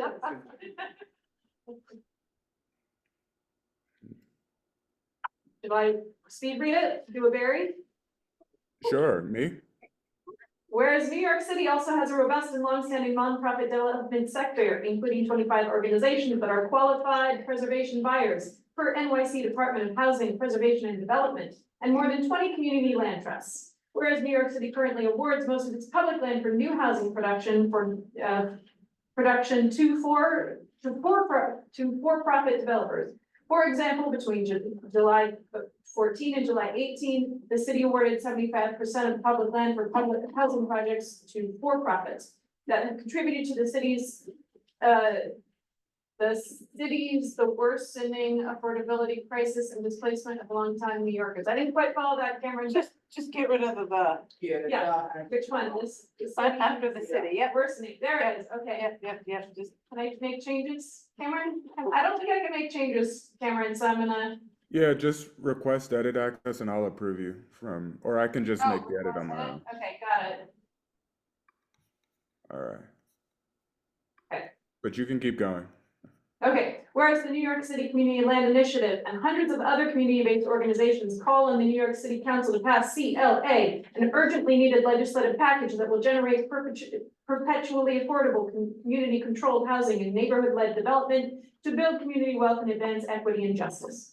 Whereas the shortage of affordable homes in New York City, combined with the estimated need for 500,000 new apartment units by 2030, drives an urgency for transformative demands, innovative solutions, and alternative development strategies and practices that are embodied in the 4 pillars of the CLA. 1, the Community Opportunity to Purchase Act. 2, Public Land for Public Good. 3, Tenant Opportunity to Purchase Resolution. And 4, the permanent abolition of the New York City tax lien sale. Whereas the Community Opportunity to Purchase Act, COPA, gives community land trusts, CLTs, and other nonprofit housing developers and providers a first opportunity to buy multi-family residential buildings whenever a rental apartment building is offered for sale. Yes. Whereas COPA will slow speculative sales, which have destabilized working class communities and will ensure that communities have the opportunity to collectively acquire, manage, and preserve properties in their neighborhoods. Whereas the COPA is modeled on successful legislation in other cities, including in San Francisco, which implemented its own COPA in 2019, and where nonprofits have taken advantage of their opportunity to purchase and preserve over 230 units of affordable housing. Whereas Public Land for Public Good, Intro 78, prioritizes CLTs and not-for-profit developers where the city disposes of public land to ensure that public land is used to provide and preserve perpetually affordable housing and meet other critical economic and social needs. Whereas New York City has a robust and longstanding nonprofit development sector, including 25 organizations that are currently on the NYC Department of Housing, Preservation and Development, HPD, qualified preservation buyers list. Whereas the Tenant Opportunity to Purchase Resolution, Reso 374, calls on New York State to enact legislation giving tenants a first right to buy their building wherever get rid of the A, any building with rental housing units is offered for sale. Whereas both COPA and TOPA foster stable and secure housing conditions for individuals and families that combat displacement without undermining owners' ability to sell their property at a price they determine. Whereas the New York City tax lien sale has fueled speculation, displacement, and property disinvestment, and BIPOC communities probably need to write out what BIPOC is. I don't think you've said that in there before. By privatizing the collection of property tax and other debts, and has curtailed city agencies' abilities to use debt enforcement to secure housing, create opportunities for economic development, and provide much needed open space. Whereas discontinuing the city's tax lien sale aligns with the objective of promoting equitable access to housing and preventing the displacement of vulnerable populations. Who wants to do this last page? Barry? Are we starting at the top there? Yeah. Whereas the tax lien sale disproportionately harmed low-income homeowners and tenants in communities of color, contributing to predatory lending, foreclosures, and the erosion of Black and brown wealth for decades. And whereas mounting citywide opposition to the tax lien sale led to the sunset of the city council's required reauthorization of the tax lien sale in 2021. Whereas NYC is also home to more than 20 community land trusts, 1/3 of which are suing affordable housing because properties were in active stage acquiring land. And whereas community control over land by extension CLTs are a caring, effective, equitable, and sustainable response to the increasing lack of affordable housing in New York City, particularly for underserved, low-income, working class neighborhoods whose residents recognize the importance of preserving affordable housing, empowering communities, protecting tenants' rights, and providing access to care and affordable homeownership opportunities. Now therefore be it resolved that the Henry Community Board 9, 1, urges passage of CLA, endorsing the inclusion of COPA, TOPA, and the public land for public good provisions, as well as the discontinuation of the city's taxing sale to build a more just and inclusive city. And 2, urges all relevant stakeholders, including government officials, community leaders, and residents, to actively champion, support, and work towards the passage and successful implementation and administration of CLA. And 3, urges the city to support its growing TLT movement to bring more land into community ownership to safeguard housing affordability over generations long after regulatory agreements expire, by shielding these scarce and precious resources from speculators while giving residents a say in the neighborhood's development. I have a stupid question.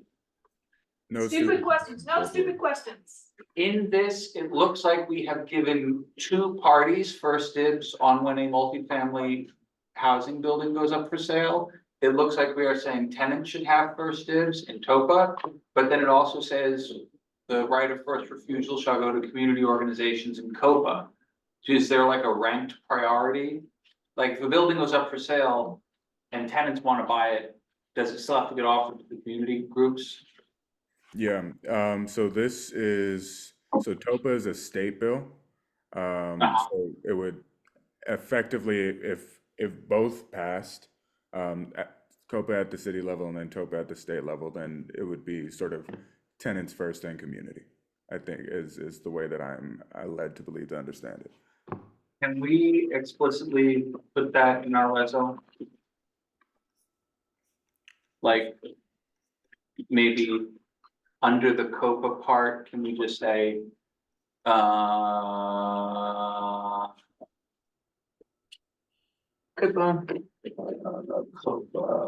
gives community stress. A first opportunity, and then parenthesis, and then like after. First opportunity after the building's tenants. And then I think we should add that in the therefore be it resolved, and then I'm good. Because I do think that is that's an important point. So after the inclusion of COPA, after that, I would say endorsing the inclusion of TOPA, comma, COPA. And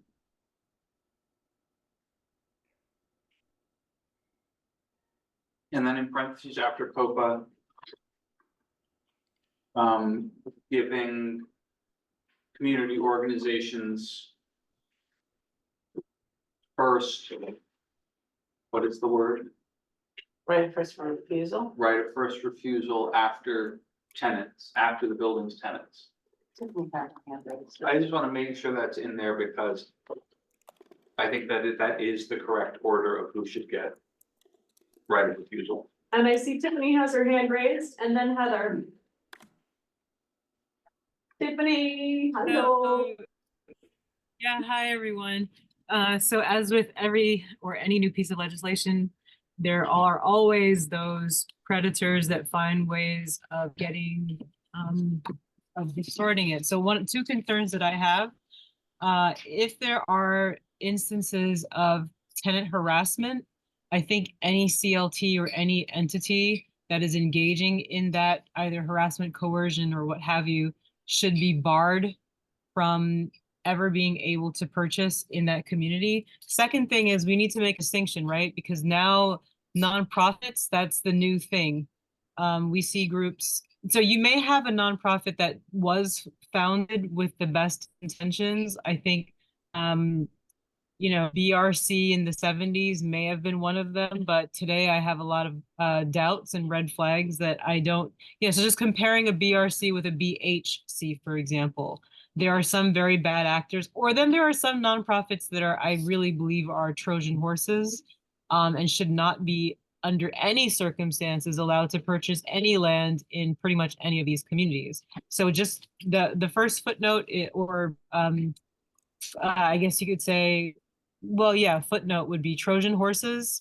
And the second would be permanent affordability, because you may have one, again, a great nonprofit that purchases the land, does a housing project that everyone loves today, and then 10 years down the line, if that building is now up for sale, the new owner may not respect the affordability that was stipulated initially. So I want to make sure, or I want to see some sort of language in the text that ensures that that property will continue to be affordable long after the owner has passed on or sold the space.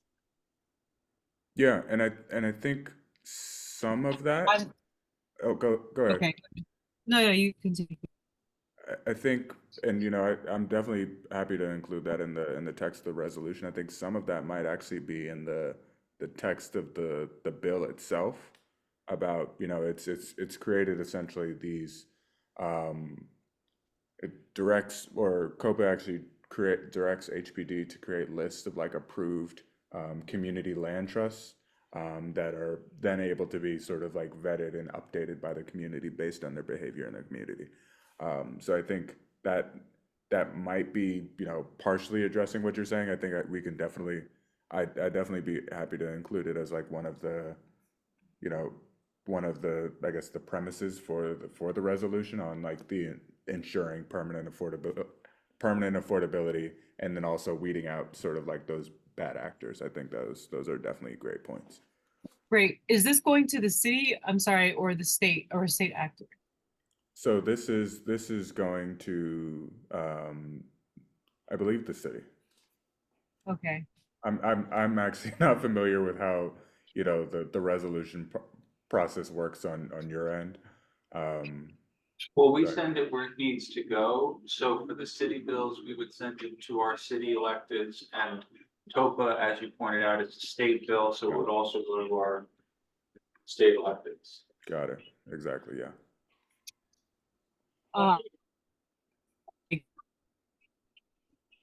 I wish there were a way that it could be, it could fall under the category of, rent stabilized. So currently a building has to be built before 1974. And obviously if they're doing something new, it would be nice to see that this is one of those, conditions, this is included in that text. But anyway, thank you. Thank you so much for this. No, thank you. I think that. We've got Heather's hand up, and then was there another question? Annette? I have a question for clarification. Am I assuming that what this resolution only relates to housing that would be owned by a nonprofit, meaning not owned by a private organization, individual, company, or something like that? Can you clarify that for me? If it's I'm not sure entirely if I understand the question. So this resolution refers to it's for I guess essential platforms or policy points that it's putting forward. Two of them relate to what happens when a landlord decides to sell like the building that they own. Well, why wouldn't the landlord be able to sell to whomever they want to sell? What if a landlord wants to sell to a family member? Why would a tenant have precedence over a family member? Oh, so it's not as though a landlord wouldn't be able to sell to a family member. It just gives tenants and communities the opportunity to make an offer on that building. Well, the way this is saying is a right of first refusal, so that would be even before a family member. So it would give them, essentially what would happen is if a landlord decides to sell a building, it gives tenants the opportunity to form like a tenants union and then make an offer on the building. The landlord can then choose, they can then choose to reject that offer, and then, go out onto the open market. But then it would give tenants the opportunity to try to match that offer if the landlord went out onto the open market. All right, this isn't making sense to me. That just seems like a taking of I mean, it's a free market. A person should be able to sell to whomever they want. Yeah, and they can still sell to whoever they want. It just gives tenants the opportunity to make an offer. They can do that anyway. Why would you need legislation for that? Anybody can make an offer if a property is on the free market and for sale. So when you put language in there that says the right of first refusal, then that gives a certain set of people more rights than others. So I think, and maybe like, let me know if this addresses the the question that you're asking. Is that it essentially gives the tenants not, not, their offer isn't, inherently superior to like other offers that would be made on the open market, but it essentially gives tenants the opportunity to time to organize themselves to make an offer. Whereas like, a private developer would have, potentially financing already lined up. Tenants, How much time is that in there? that's actually currently being sort of negotiated in the text of the bill itself. So that's something that's currently in conversation. And where is this bill coming from? So there's two. So there's the tenant opportunity to purchase, which is at the state level, and then there's, well, and obviously the legislative session is ended for this year, but the community opportunity to purchase is at the city level. And that's intro 09/02/2024, Heather, the COPA. Yeah, I believe so. Oh, okay, I just can't imagine that tenants would have more rights than a family member. Or if someone wants to leave their property or sell their property to their church or to some nonprofit or whomever they choose to sell it to, that somehow there would be regulation that would prevent a property owner from selling it to whomever they please. Yeah, and that's Oh. that's just to be clear, that's not what this legislation would do. The owner would still be able to sell it to whoever they please. It would just give tenants or the community, in the case of COPA, the opportunity to try to organize to get the Well, finance. how much time are we talking that would slow down the transaction? Currently, it's 120 days in the draft that I'm reading, Heather. Okay, Cameron, thank you. Thank you. Can an owner say no to an offer by the tenants? I'm sorry? Can an owner of a building that's being sold say no to a bid by the tenants? Yep. Okay, thank you. Okay, any other friendly amendment other than this car? My God. Friendly amendments or other discussion on this? Oh, Heather, nothing in this chapter shall be construed as requiring an owner to give preference to any particular offer to purchase a residential building or to accept any such offer.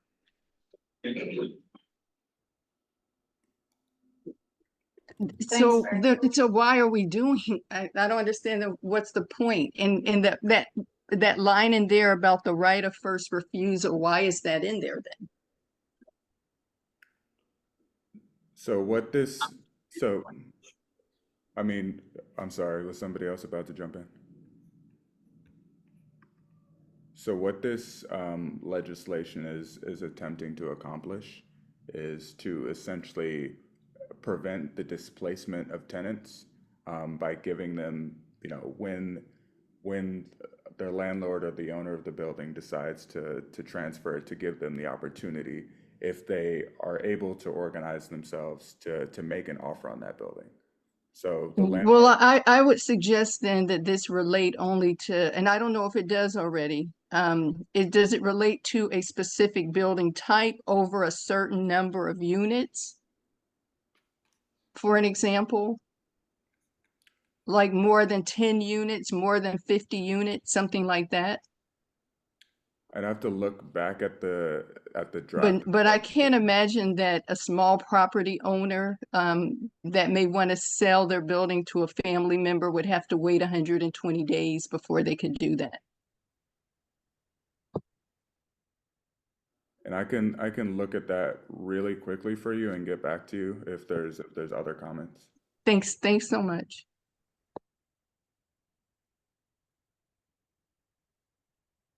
Okay, so while Cameron's taking a look at that, are there any other questions, any other thoughts? If not, then whatever your feeling may be, shall we take a vote on this to, then Yeah. present it to general? Yeah. Okay, so a move to vote is in order.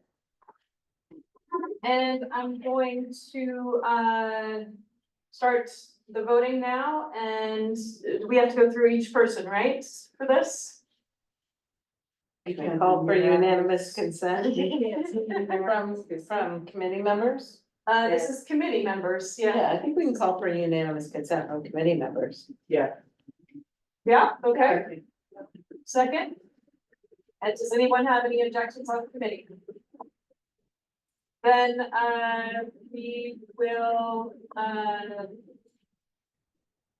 like, call it now, or did it, yay or nay yet? No. So all in favor of unanimous consent? Yes. Yes. Yeah. All opposed, nay. No, Okay, you can make that known in the community board general meeting too, Heather. Yeah. And any other community board members, Public members. public members, yeah, public Jared's members. on the line. Jared, are you still on? And Jared was on. And Olga is here. Yep. Yep. Yay for unanimous consent? Yay. Okay. And then other community board members, including Heather and anyone else, Clayton, I'm back and I'm yay. okay? And now Heather, you're nay, right? correct, I'm nay. It doesn't, I don't know how many units and I don't know, Yeah, put you in the So record. Heather, interfamily sales are exempted, which is one of the questions you'd asked. Where did it go? Okay, we're putting that in the minutes. And then,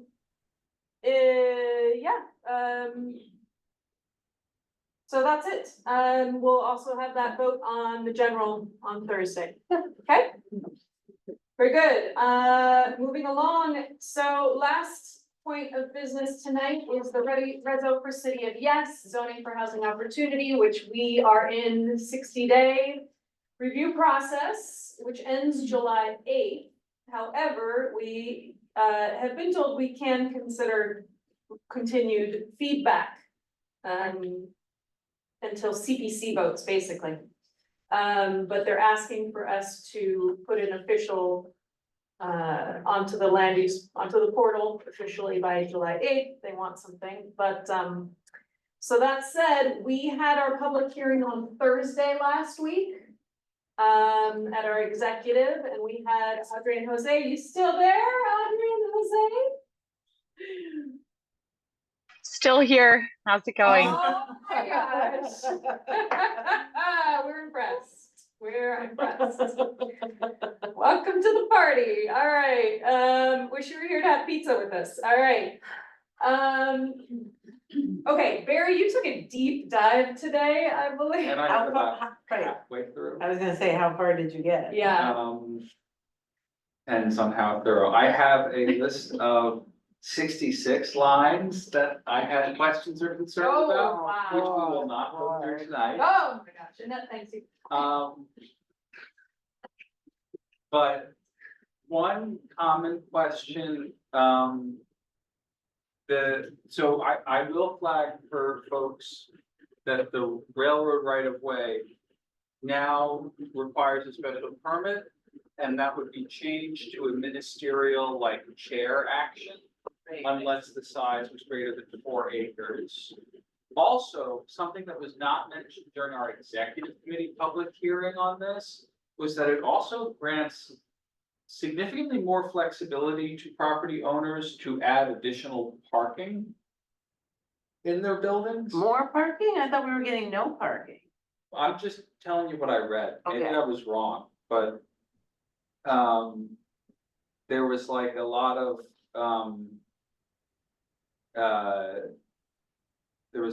like, you can add parking spaces without it and have it done as of right.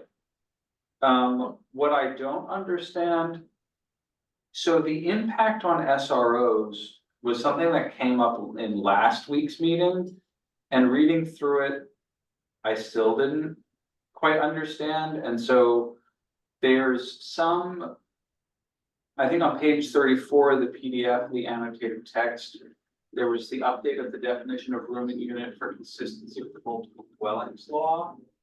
Where's the other SRO reference? MCB9, QHP.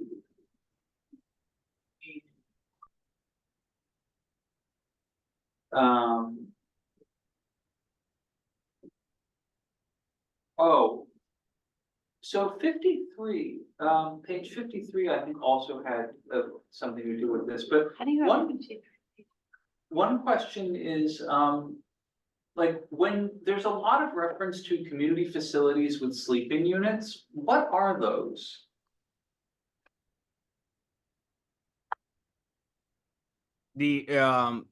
Sorry, Audrey, you wanna go? No, you can take it, Jose. Those are mostly the supported housing that categorizes into that specifically group.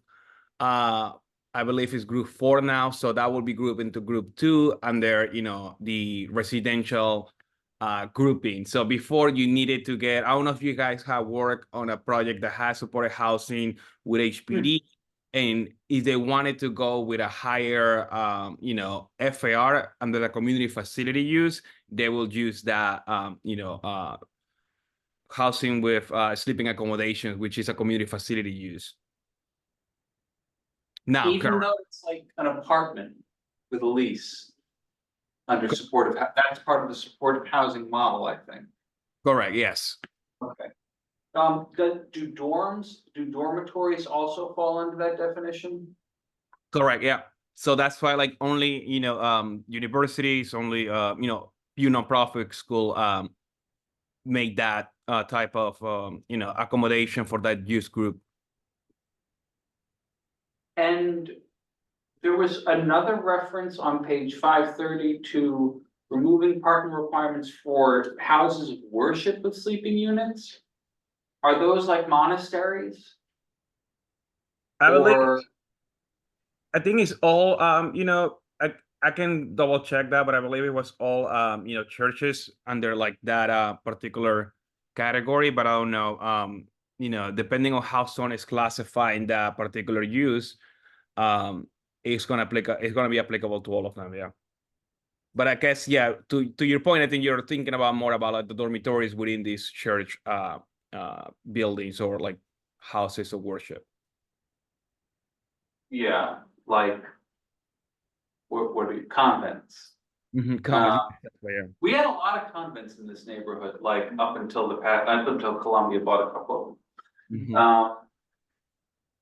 On page 902, which is probably 77 something, there's one of the provisions limits FAR transfers from landmarks to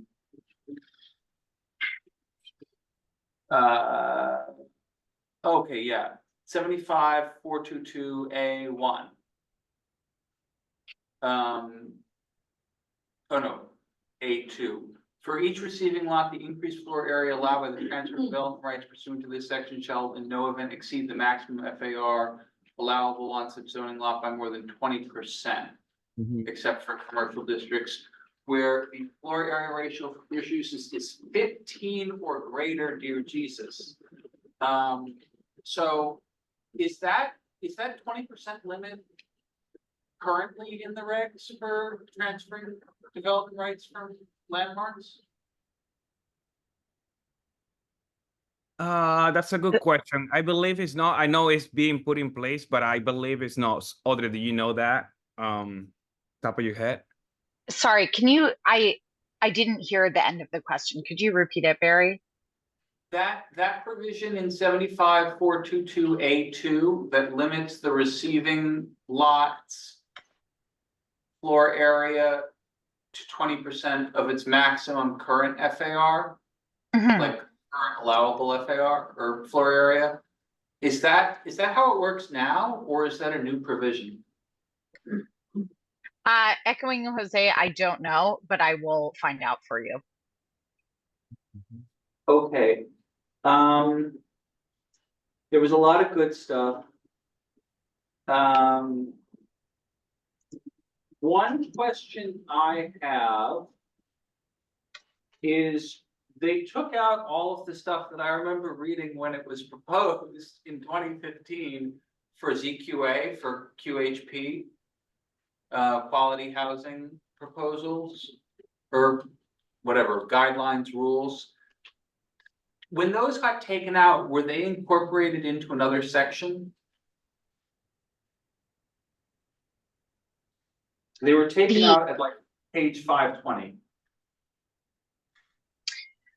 There should be, if it was taken out and moved, are you looking at the annotated? Yeah. If it was taken out and moved, it would say which section it was moved to. Okay. But if it was just taken out, then it was taken out. So, yeah, no, for this one, and one thing, so in the previous question, so that was a transfer. I was just looking at the text 7479. It didn't have the 20%. Sorry, it did have a 20% application in it. So it's B number 4, 74792 is the existing zoning.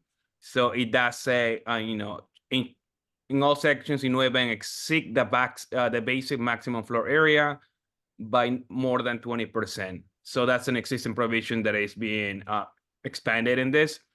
For this particular, you know, chapter 8, we weren't able to put the text into, like, you know, where it's being. So as you see, removing sections 28 because it's no longer applicable to any provision. It's essentially being pieced together as, you know, within the rear yards, within the every single requirement of the text for development. So the norm now is quality housing. And before it was quality housing was essentially an auction program for contextual districts, and now for non-contextual and contextual districts. And, you know, you had to do quality housing, you needed to be in a contextual district. Now, like, every district can will be subject essentially to quality housing program. So the quality housing program no longer exists, but all the provisions that are within the quality housing program are being made essentially as a right. Okay, so yeah. No, go ahead. No, I was just gonna clarify. So there are the options of the irregular lot sites and the non-contextual districts to pursue under high factor, but the priority will be quality housing type of development. We still trying, you know, having some trouble to communicate that because, you know, we were saying quality housing, but it's no longer existing because it has been expanded throughout the text. Signy, can you go to page 166? 166. Okay, there it is at the top. In R8 districts without a letter suffix in the portion of Community District 9 in the Borough of Manhattan located north of West 125th Street, height factor buildings shall not be permitted. So is that an example of, like, what that's trying to say is what we used to call quality housing, like QH must be done? Like, this provision already exists in place at the moment. So this is just staying here. Essentially, if you go to height factor buildings are the opposite of quality housing form buildings, right? Okay, that makes sense.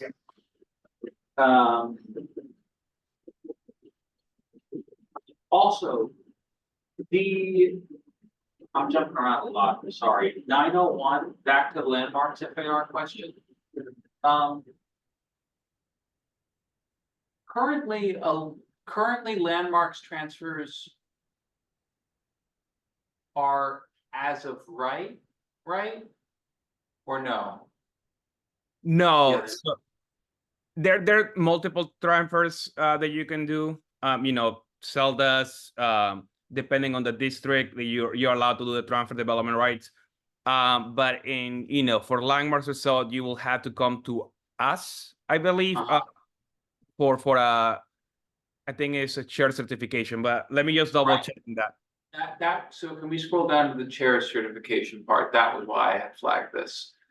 Oh, there it is, certification transfer, yes. It's a chair there, yeah.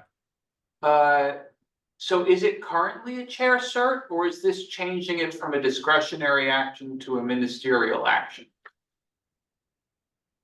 It is currently a, hold on, I'm in the 74. An application by the city, oh, it's a special permit. The commission, sorry, I'm just trying to get the select. The commission shall give consideration, the commission might prescribe. I believe right now it is a special permit. And special permits have to go before community boards, right? Yes.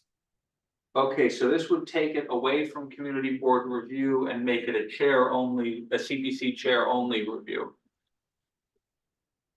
Correct. Okay. A chair certification. So I Yes. think you had a quick conversation with John Manjan within the chair certification. There is also a CPC certification, which is the ministerial. It's still a ministerial action, but sometimes when it goes to the CPC for certification, it does get referred out to the community board.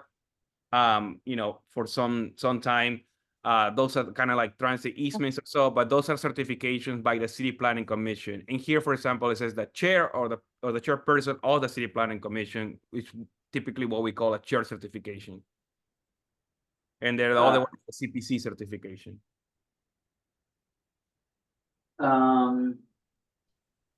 Yeah, I also think it depends on, for example, transfers would be permitted by authorization for transfers that require a limited bulk modification on the receiving sites. And there would be certifications for transfers that don't require bulk modifications.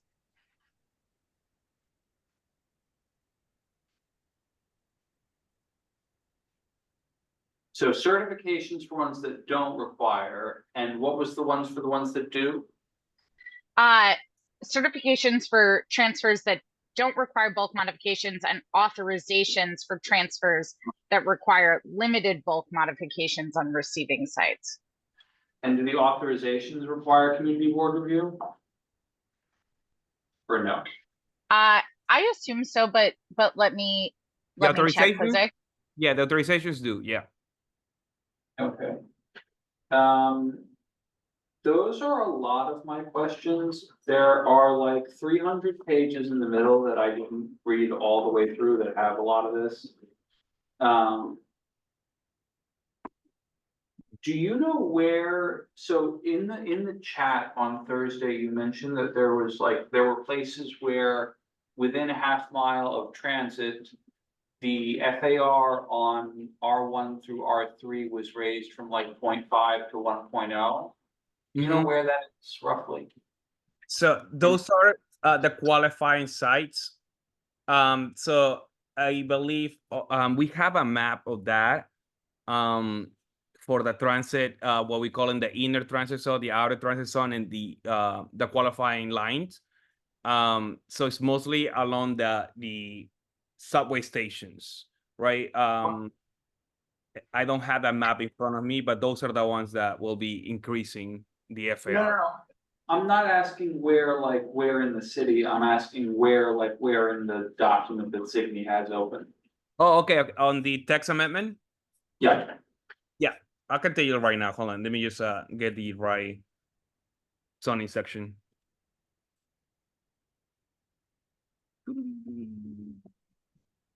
Nothing too low right now. 20. It's somewhere in 23, 22, I believe. Let me just. It's a lot of pages. I will note there are no page numbers. Audrey, please. Famous last words. There's a lot of pages. I'm so sorry. I did ask the director of zoning to put in page numbers saying that your board specifically requested it because you all do such a thorough review and it's extremely helpful. And they said, yeah, and this is what we got. So I'm sorry about that. It's okay. They said, yeah, that's the only one that's asking for it. So. Because nobody else is reading it. Exactly. They didn't have to do it by hand, you push a button. Yeah. Yeah, they are. I'm almost there, but I I think I was, found it. sorry. I think it's, is it 23211 on page 158? Hold on. I'm in page 400 right now. Just want to look at. I'm also, while I'm going back through this, I'm also looking at the regulations for the R, with our district, with our a suffix for like the non-contextual districts.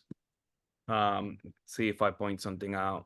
Yeah, I found it. It's 159. It's page 159, 23212. Okay. Okay. So high, 3-1. Sorry.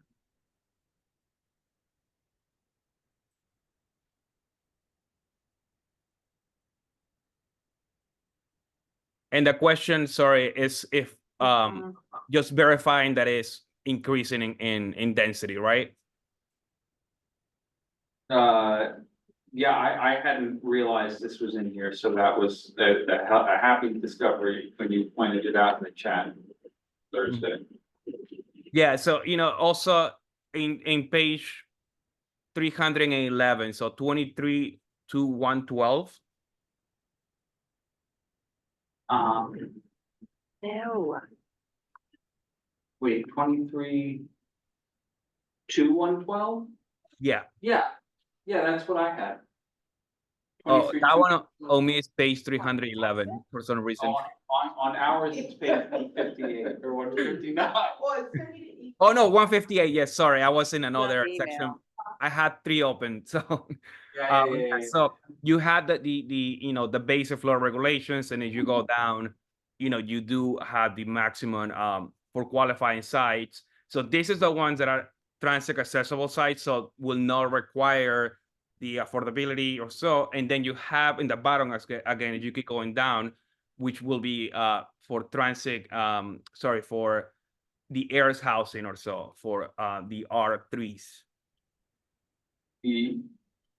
So go up a little more. Sorry, you pass it. So in here, right here, R32s, that there is an increase also on floor area for those districts if they provide the affordable housing component. And these are typically 1 to 2 family units, so we are not foreseeing too much of the added density in here.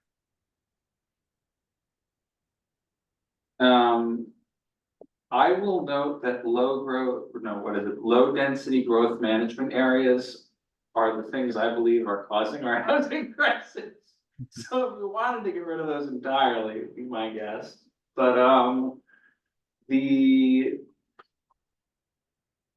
I think that basically what I'm seeing that we didn't really discuss as much in the presentation is that it looks like there's a lot of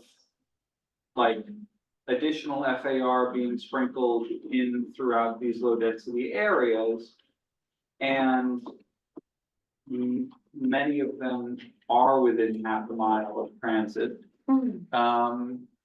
And it looks like most of the provisions that affect us would be UAP, which I don't think we have a problem with.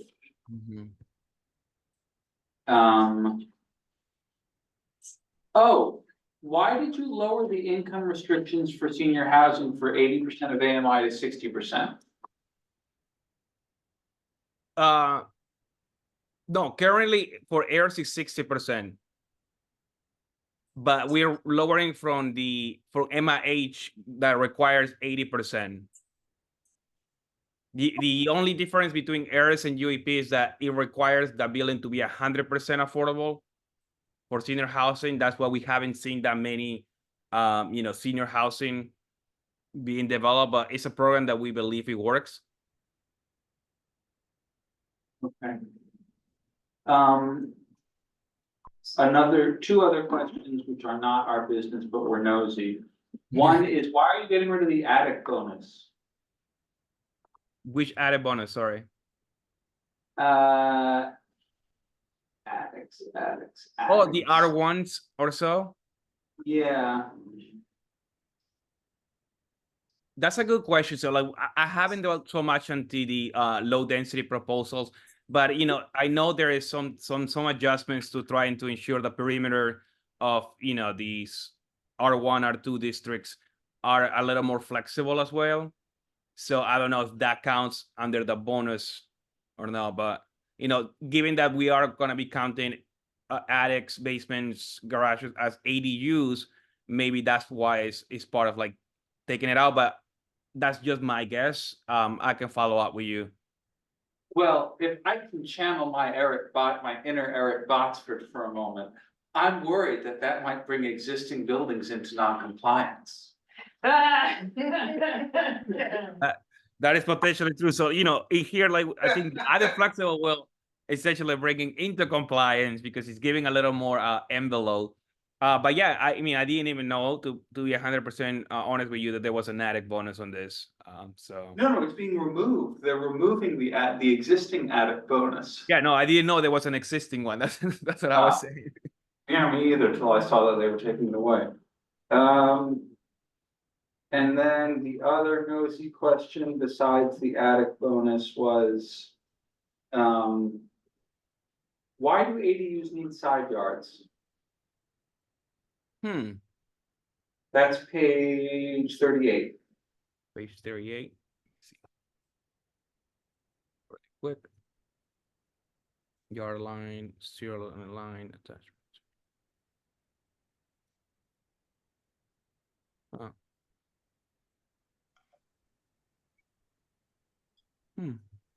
I don't have an answer to that right away. It's a good question, and I think probably the first time we've been asked that. So I would guess that it's to maintain safety standards for housing and buildings in low density districts, but I'll find out.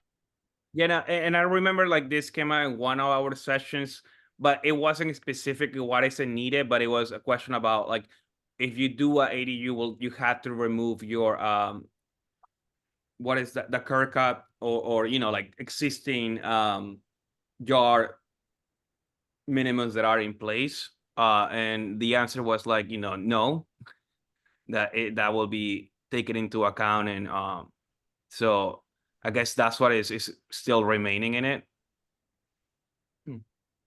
But it's a good question. And then on page 1119. 1119. 104-21. There is tweaking and fiddling with our Manhattanville Special District.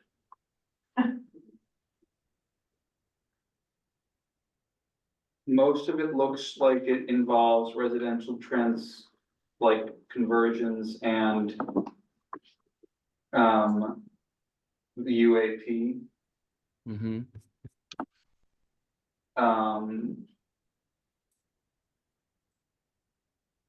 My question is, if Columbia builds a dorm, can they get the 20% floor area bonus for UAP, even though they will never actually provide affordable rentals to the community? They have to? Well, they will have to. Yeah. I mean, But a dorm is. Sorry, Audrey, go ahead. Didn't mean to cut you off. Oh no, you go, Jose. No, I was gonna say, so like, the UAP bonus gives you it's not a yes or no, it's like a situation where like you will have to, you wanna get the bonus, you will have to provide affordable housing. But Audrey, it seems like you have a little more about the dorms situation on this. Well, dorms would be would not, those are community, those are not under the same classifications as housing and wouldn't be you wouldn't be able to build affordable housing, as a dorm. Those are not the same use. Hold on a second, there was another provision that connected to this. And it's not on this again. 30, page 30, we go to page 30. quality housing building, removing obsolete term, qualifying affordable housing. MIH, UAP developments or buildings subject to an affordable housing regulatory, The house on 42 UAP. that Beverly lived in is gone. She didn't have a well. I just looked it up. Which is good. Where is that UAP like defined? It's not for sale. For like UAP, where is a UAP development defined in this? Can we buy it? I'm guessing it has to be within the bonus, sorry, where the 1210 has to be. Yes, there it is. So the first one that I got is in page 494, but I'm pretty sure it comes out sooner than that. I mean, it's been mentioned sooner, but I don't think I've seen it defined. Here we go. Building that contains any state affordable housing, residential units, affordable housing. Definitions applying to rentals, legal rate, so unit, monthly rent, DHCR. Where I just saw it. Supportive housing. 494, that's that one that I'm looking at, page 494. Yeah. So it looks like the community facility with sleeping or nonprofit with sleeping accommodations. Community 3, related to affordable housing for persons with special needs. So I guess the question is, like, are we sure that this doesn't give Columbia a 20% bonus on their dorms? UAP definitions relating to affordable rental housing. This is page 495. You know, there was one place where it's saying it was R8. 2213. 2213.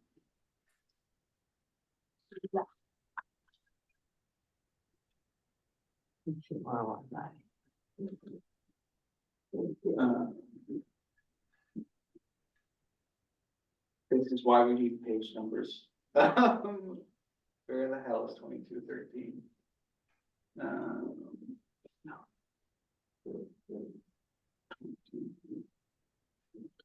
Oh, I know where it was. 3, if you're really close. MCB9.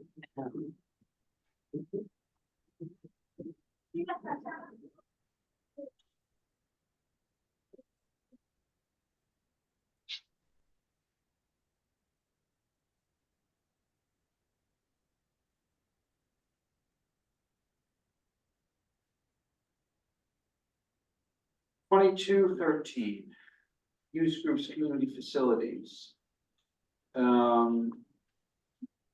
Use group 3 consists of uses that provide educational religious,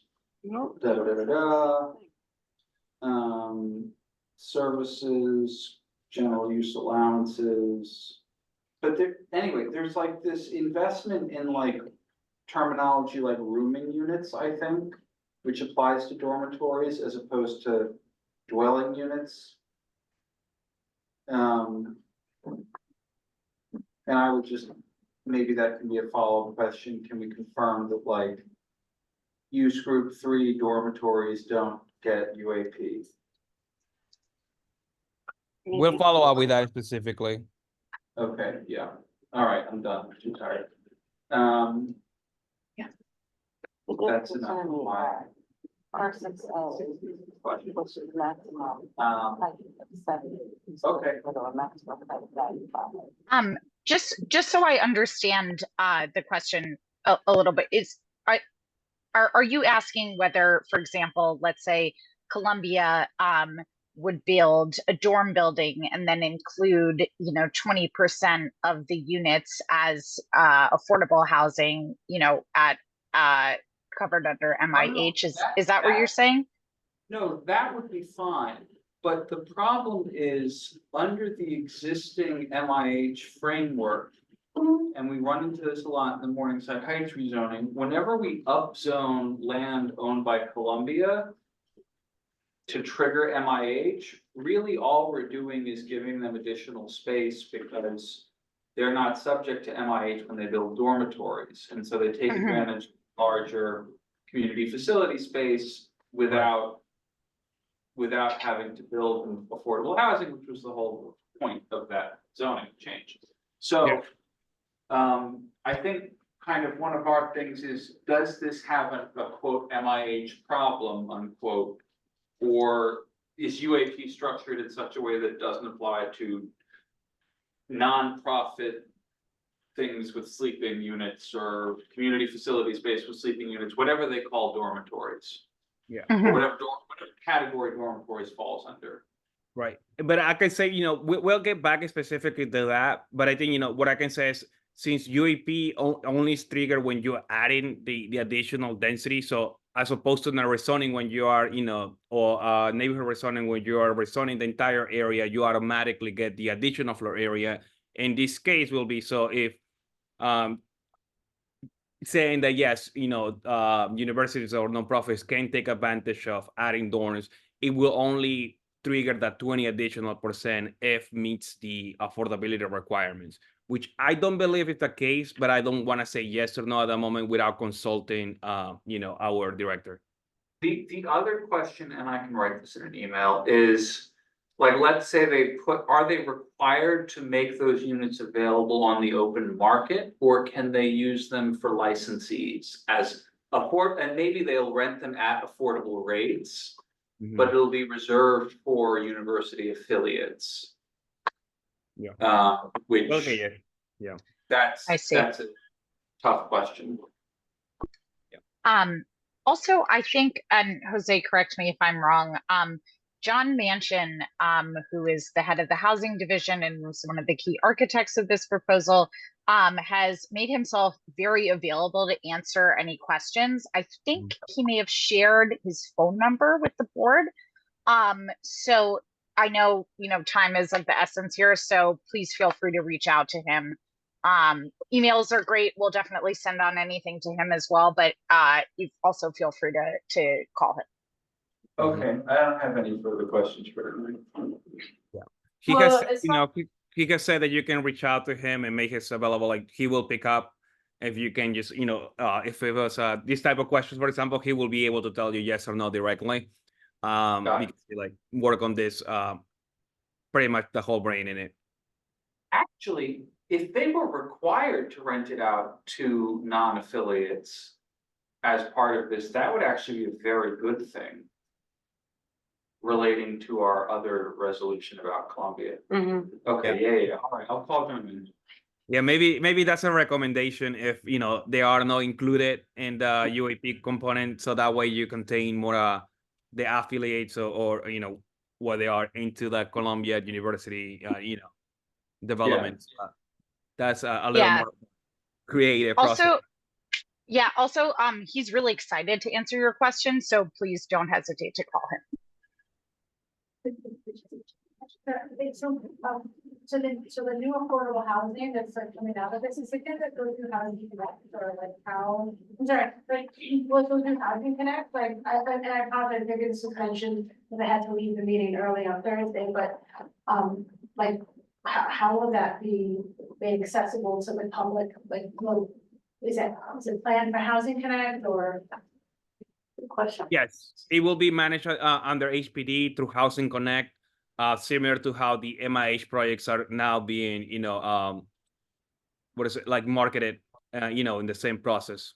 We have heard from community boards also, that might not be the best way, because there's some members that are, don't have access to computers, and there's a lengthy process. But this is also going to be something that, HPD will take into consideration. But we are very happy that it will be administered under the same, what is this word, umbrella, or in the same, management by HPD. So there won't be no need of multiple, check-ins or having to go through a different organization. So everybody will be under the same process. So we're talking about the term agreements, the regulatory, all of those things will be under the same place of MIH. Okay, so the matter of time frame here, the time is of the essence, so July 8th is the deadline for community boards to respond, correct? No, there's not been any sort of extension or anything like that. That means that we need to pass a reso on Thursday. Do So, we have a draft or is do we have a draft? I have 66 bullet points, but I mean, no I draft. sent you a couple, Yeah, I 66. I would move that we draft a reso for Thursday in support of the zoning for housing opportunity with specific caveats and recommendations for changes, including retaining community board review for landmarks, FAR transfers,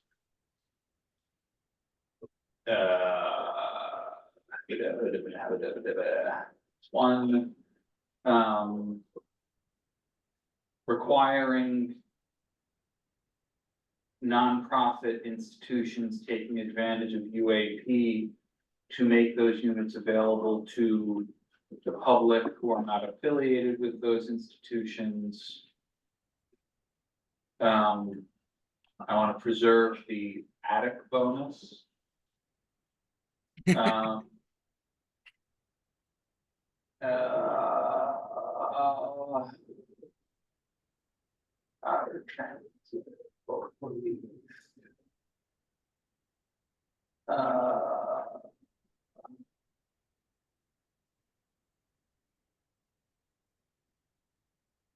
maybe, and also I think we should either institute community board review or not include the text amendment that removes minimum square footage for residences in conversions in historic districts. And also we might want to consider keeping the prohibition on conversion to SROs. Because I think Tiffany brought this up, that there was concern in the May meeting that some of these commercial conversions, which probably won't affect us much, would be for dormitories or rooming units as opposed to dwelling units.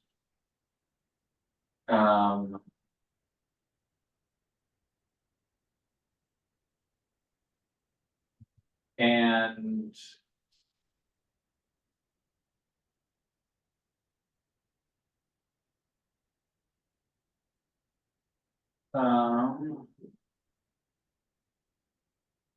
or we might want to look at the provisions on in 77-40 on lots that are split between zoning districts, because we have a very important lot that's split between zoning districts in the RKO Hamilton, which is our entire point of leverage with them. And we should also maybe give some feedback about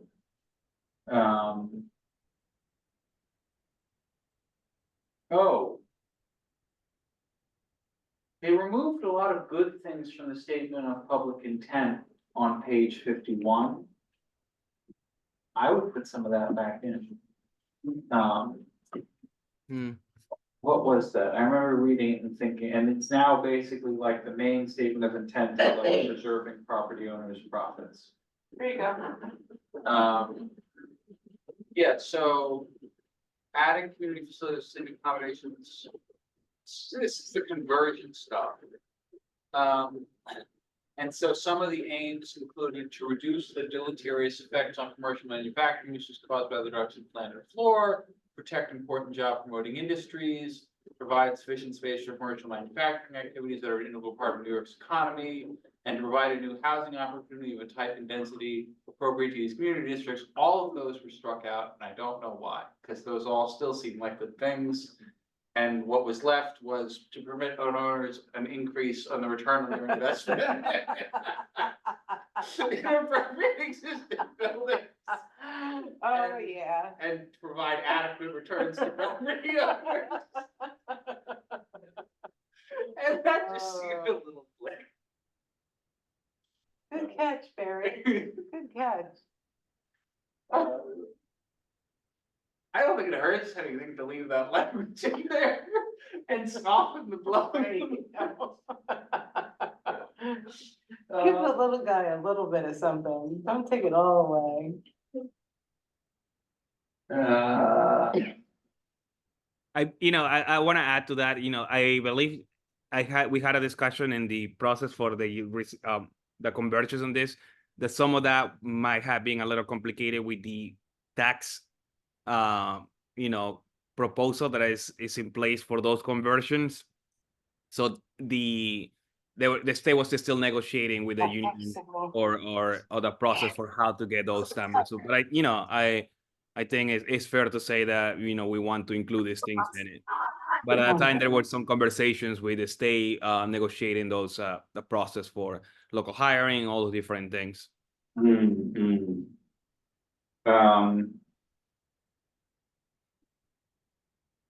And then, yeah, I can do all of the rest of this later, but that, I think those are the major concerns for us probably would be impact on landmarks, transfers, impact on community facilities, and this thing that keeps popping up, nonprofit sleeping units. And then that thing about split lots or lots split between districts might not be great for us, might be great for the rest of the city though.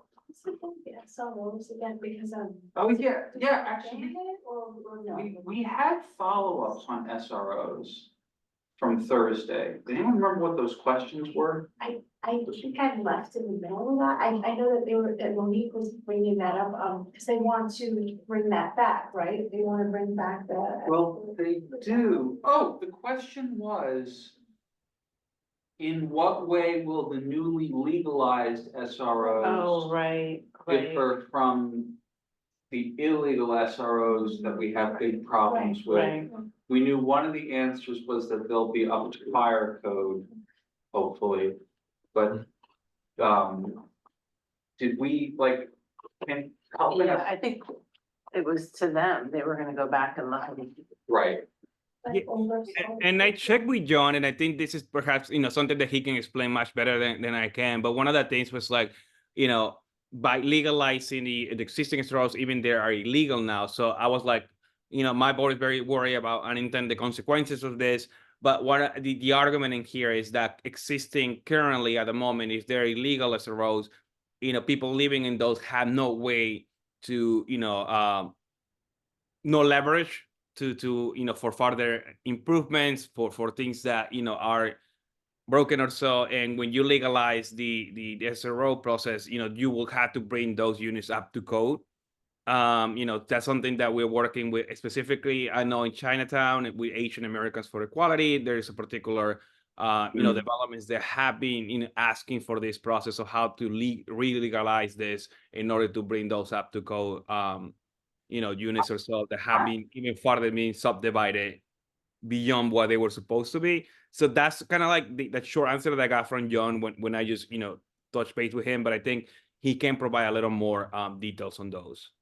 all right, I'll call John, but that might be an issue of concern for us still in our reso, is that because the illegal SROs that we confront are in rent regulated family-sized apartments.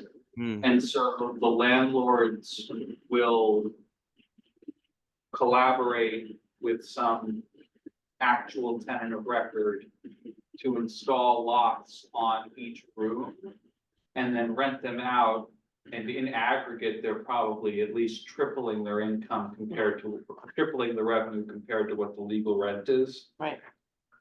And so I think we don't want to cannibalize our rent regulated family sized apartments by blessing what is really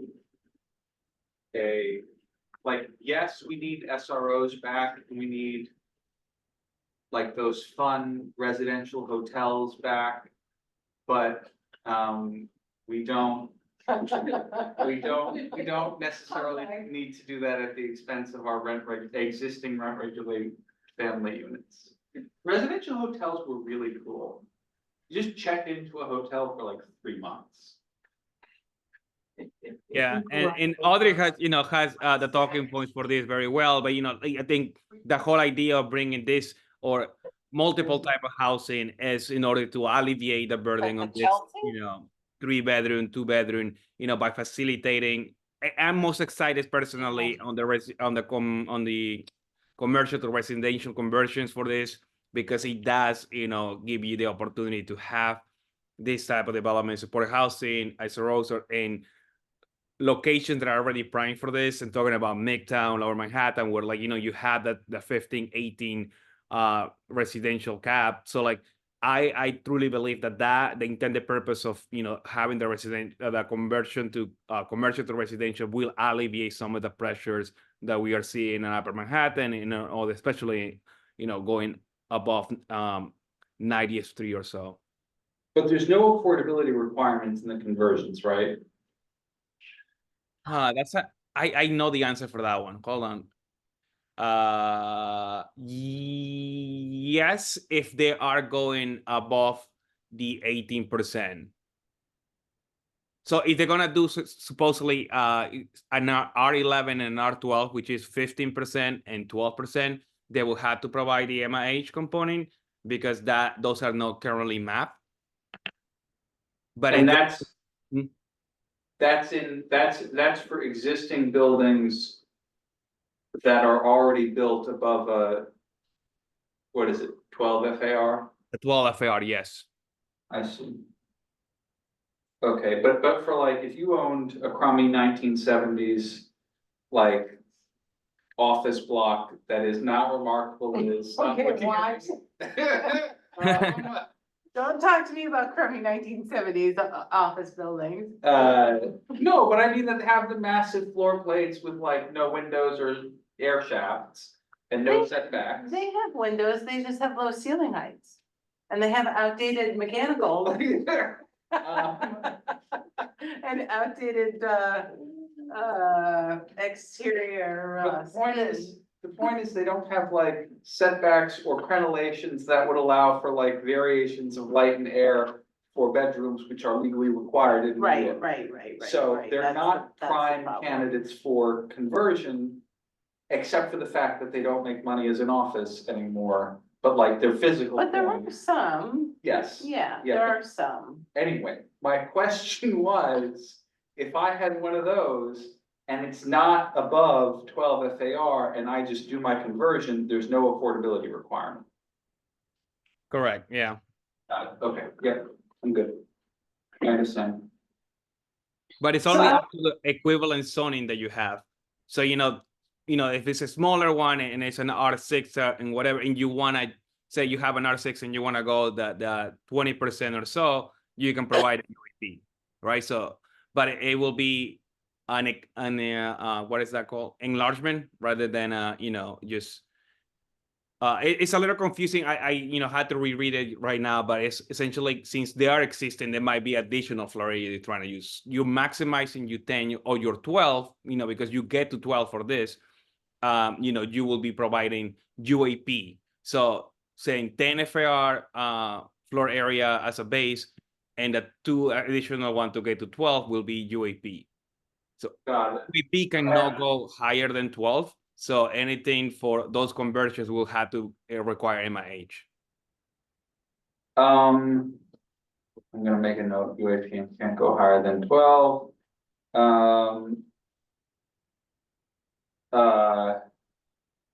Do you really think that's gonna generate that many residential units? Audrey's in the MSX study, so maybe she had a little more inside information on how much units we can generate just in that area, Midtown. I don't work on that one. Yeah, I think that we don't anticipate that a huge, that every office building that is eligible for conversion will convert. Um, and it's very neighborhood dependent. But we would not have spent the energy and time researching this and written this proposal. We not think that some percentage, even a small percentage, would convert. And I think our position is that we're in such a dire affordable housing crisis and housing crisis that any opportunity to generate housing it would be beneficial. So that's our position. I'm with it. I share the position. I will just note that the people most likely to benefit the most from this are not people looking for housing. They're people who own office buildings that aren't making money. Yeah. But anyway, but I mean, nonetheless, housing you're is not housing. wrong. You're not wrong. Housing is housing. I'm in favor of it. I'm not second guessing it. I'm just noting where much Most of them are sitting on the office buildings because of the price per square foot. That's what I'm of commercial saying. estate As opposed to residential. No, but that's what I'm saying is who benefits from this? We'll maybe get like a couple thousand residential units. I mean, they've told me they're sitting on it. I know, which is a drop in the bucket for us as like people looking for housing. Right, I know. But yeah. for somebody sitting on an office building that they bought in 2018 Yeah. for a dumb amount of money. Yeah, That they now can't pay their rent or their loan. and they're just taking out more loans and like pushing it forward another 5 years So to find. this helps them and the banks more than anyone else. Right, yeah, 12% interest on Commercial debt. on $500 million loan for 60 Wall Street. 12% interest. 12% interest on $250 million of the loan. The other half, I think, was like 8% interest. What's the saying? If you owe the bank $100,000 and can't pay them back, you've got a problem. If you owe the bank $100 million and can't pay them back, the bank has a problem. Yeah. And if they can't pay the monthly mortgage, they can just add that to the whatever. Yeah. Add that to what they owe. Yeah. Anyway. So what are we voting on tonight? We're voting on the general outline of a resolution that says, yes, we support this, but with caveats and recommendations for changes that we just spent time talking through. Right, yeah. We want landmarks transfers to still come before community boards. We want everything we just talked about. I don't think we have any problems with commercial conversions, right? No, we wish more of them would do it. See, Heather has a hand raised. Final question, and if you have anyone else on the line quick question. not spoken, just 1 second, Heather. If anyone else on the line who's not spoken, does want to say anything, please put your hand up. And Heather, go. Quick question. Is there any penalty or anything from converting from residential to commercial? Because I'm seeing that a lot in our district. Residential to commercial. No, we just legalized that with economic opportunity. So funny. There is no, but there, one of the things I think we got a question from CB9. So if the zoning allows the particular use group in those, then, it's allowed essentially as a right. But yeah, there are no penalties on those. So conversions into that, I don't know, in terms of like a rezoning to a commercial district, but for example, an RA or yeah. Heather, are you talking about like commercial facility uses or, I'm sorry, community facility uses or commercial uses? Are we talking about a methadone clinic again? No, well, either or, because it could be, I've noticed some residential going to community facilities. And then when they present it before, when you're able to take an apartment and then use it as commercial space, and expand your living space to actually work out of your housing space. And this may not be part of this text amendment. It may be part of the prior one. Yeah, it was, and I think that retained itself in there with certain limitations. Yeah, so the city council make additional modifications to those to limit the amount of workers, to limit the amount of square footage. So there were further modifications made by the city council into that proposal. But it wouldn't be a conversion of residential to commercial. It would just allow you to run certain types of businesses out of your home. So just want to flag that. Correct, yeah.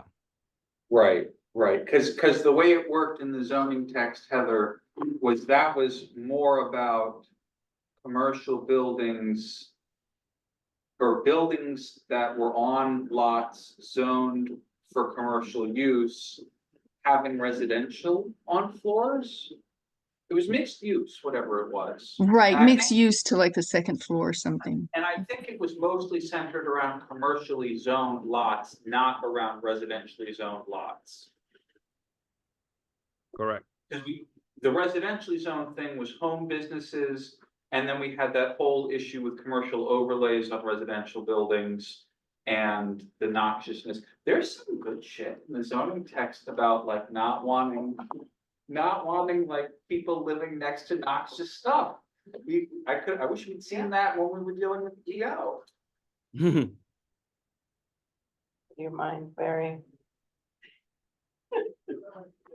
All right, with that in mind, with what Barry just proposed as far as our general observation and feeling on this reso.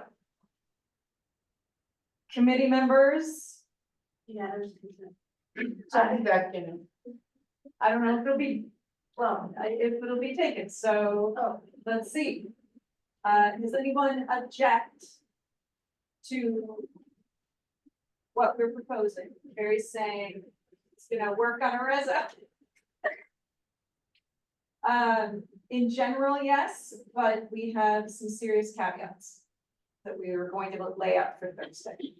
Mostly pertaining to landmarks and to community facility, dormitory, SRO stuff. So our vote tonight. Currently, we have on the floor unanimous consent. Are there any objections? Are there any no's? The unanimous consent? Committee members? I Aye. I time. All right, I don't hear any nays. Folks on the line, public members, Jared? Aye. Other community board members, happy to hear from you, Clayton, Heather. Aye. Okay. Other community members that are on the line, we'd love to put you into the minutes. Tiffany, Sean, anybody want to, give this? Sean in Manhattan President's Office. Oh, hi, oh my gosh, hi. Sean, did you want to say hello? I didn't realize you were on. Hello. That's about to see you guys Thursday. All righty. Okay, well then, we are good to move this forward to general. I think we know what the next, item on the agenda is. adjourn. Adjourn. All right. Woo, it was a late one, folks. But thanks everybody else. Thank you. Thank Jose. you. Thank you. Have a good night. Good night, everyone. Have a good night. Thanks, Thank you, everyone. guys. We'll see you Thursday. Those who are coming. Please take pizza home. Oh, Mary. I'm gonna help. Mostly because the parts that create more housing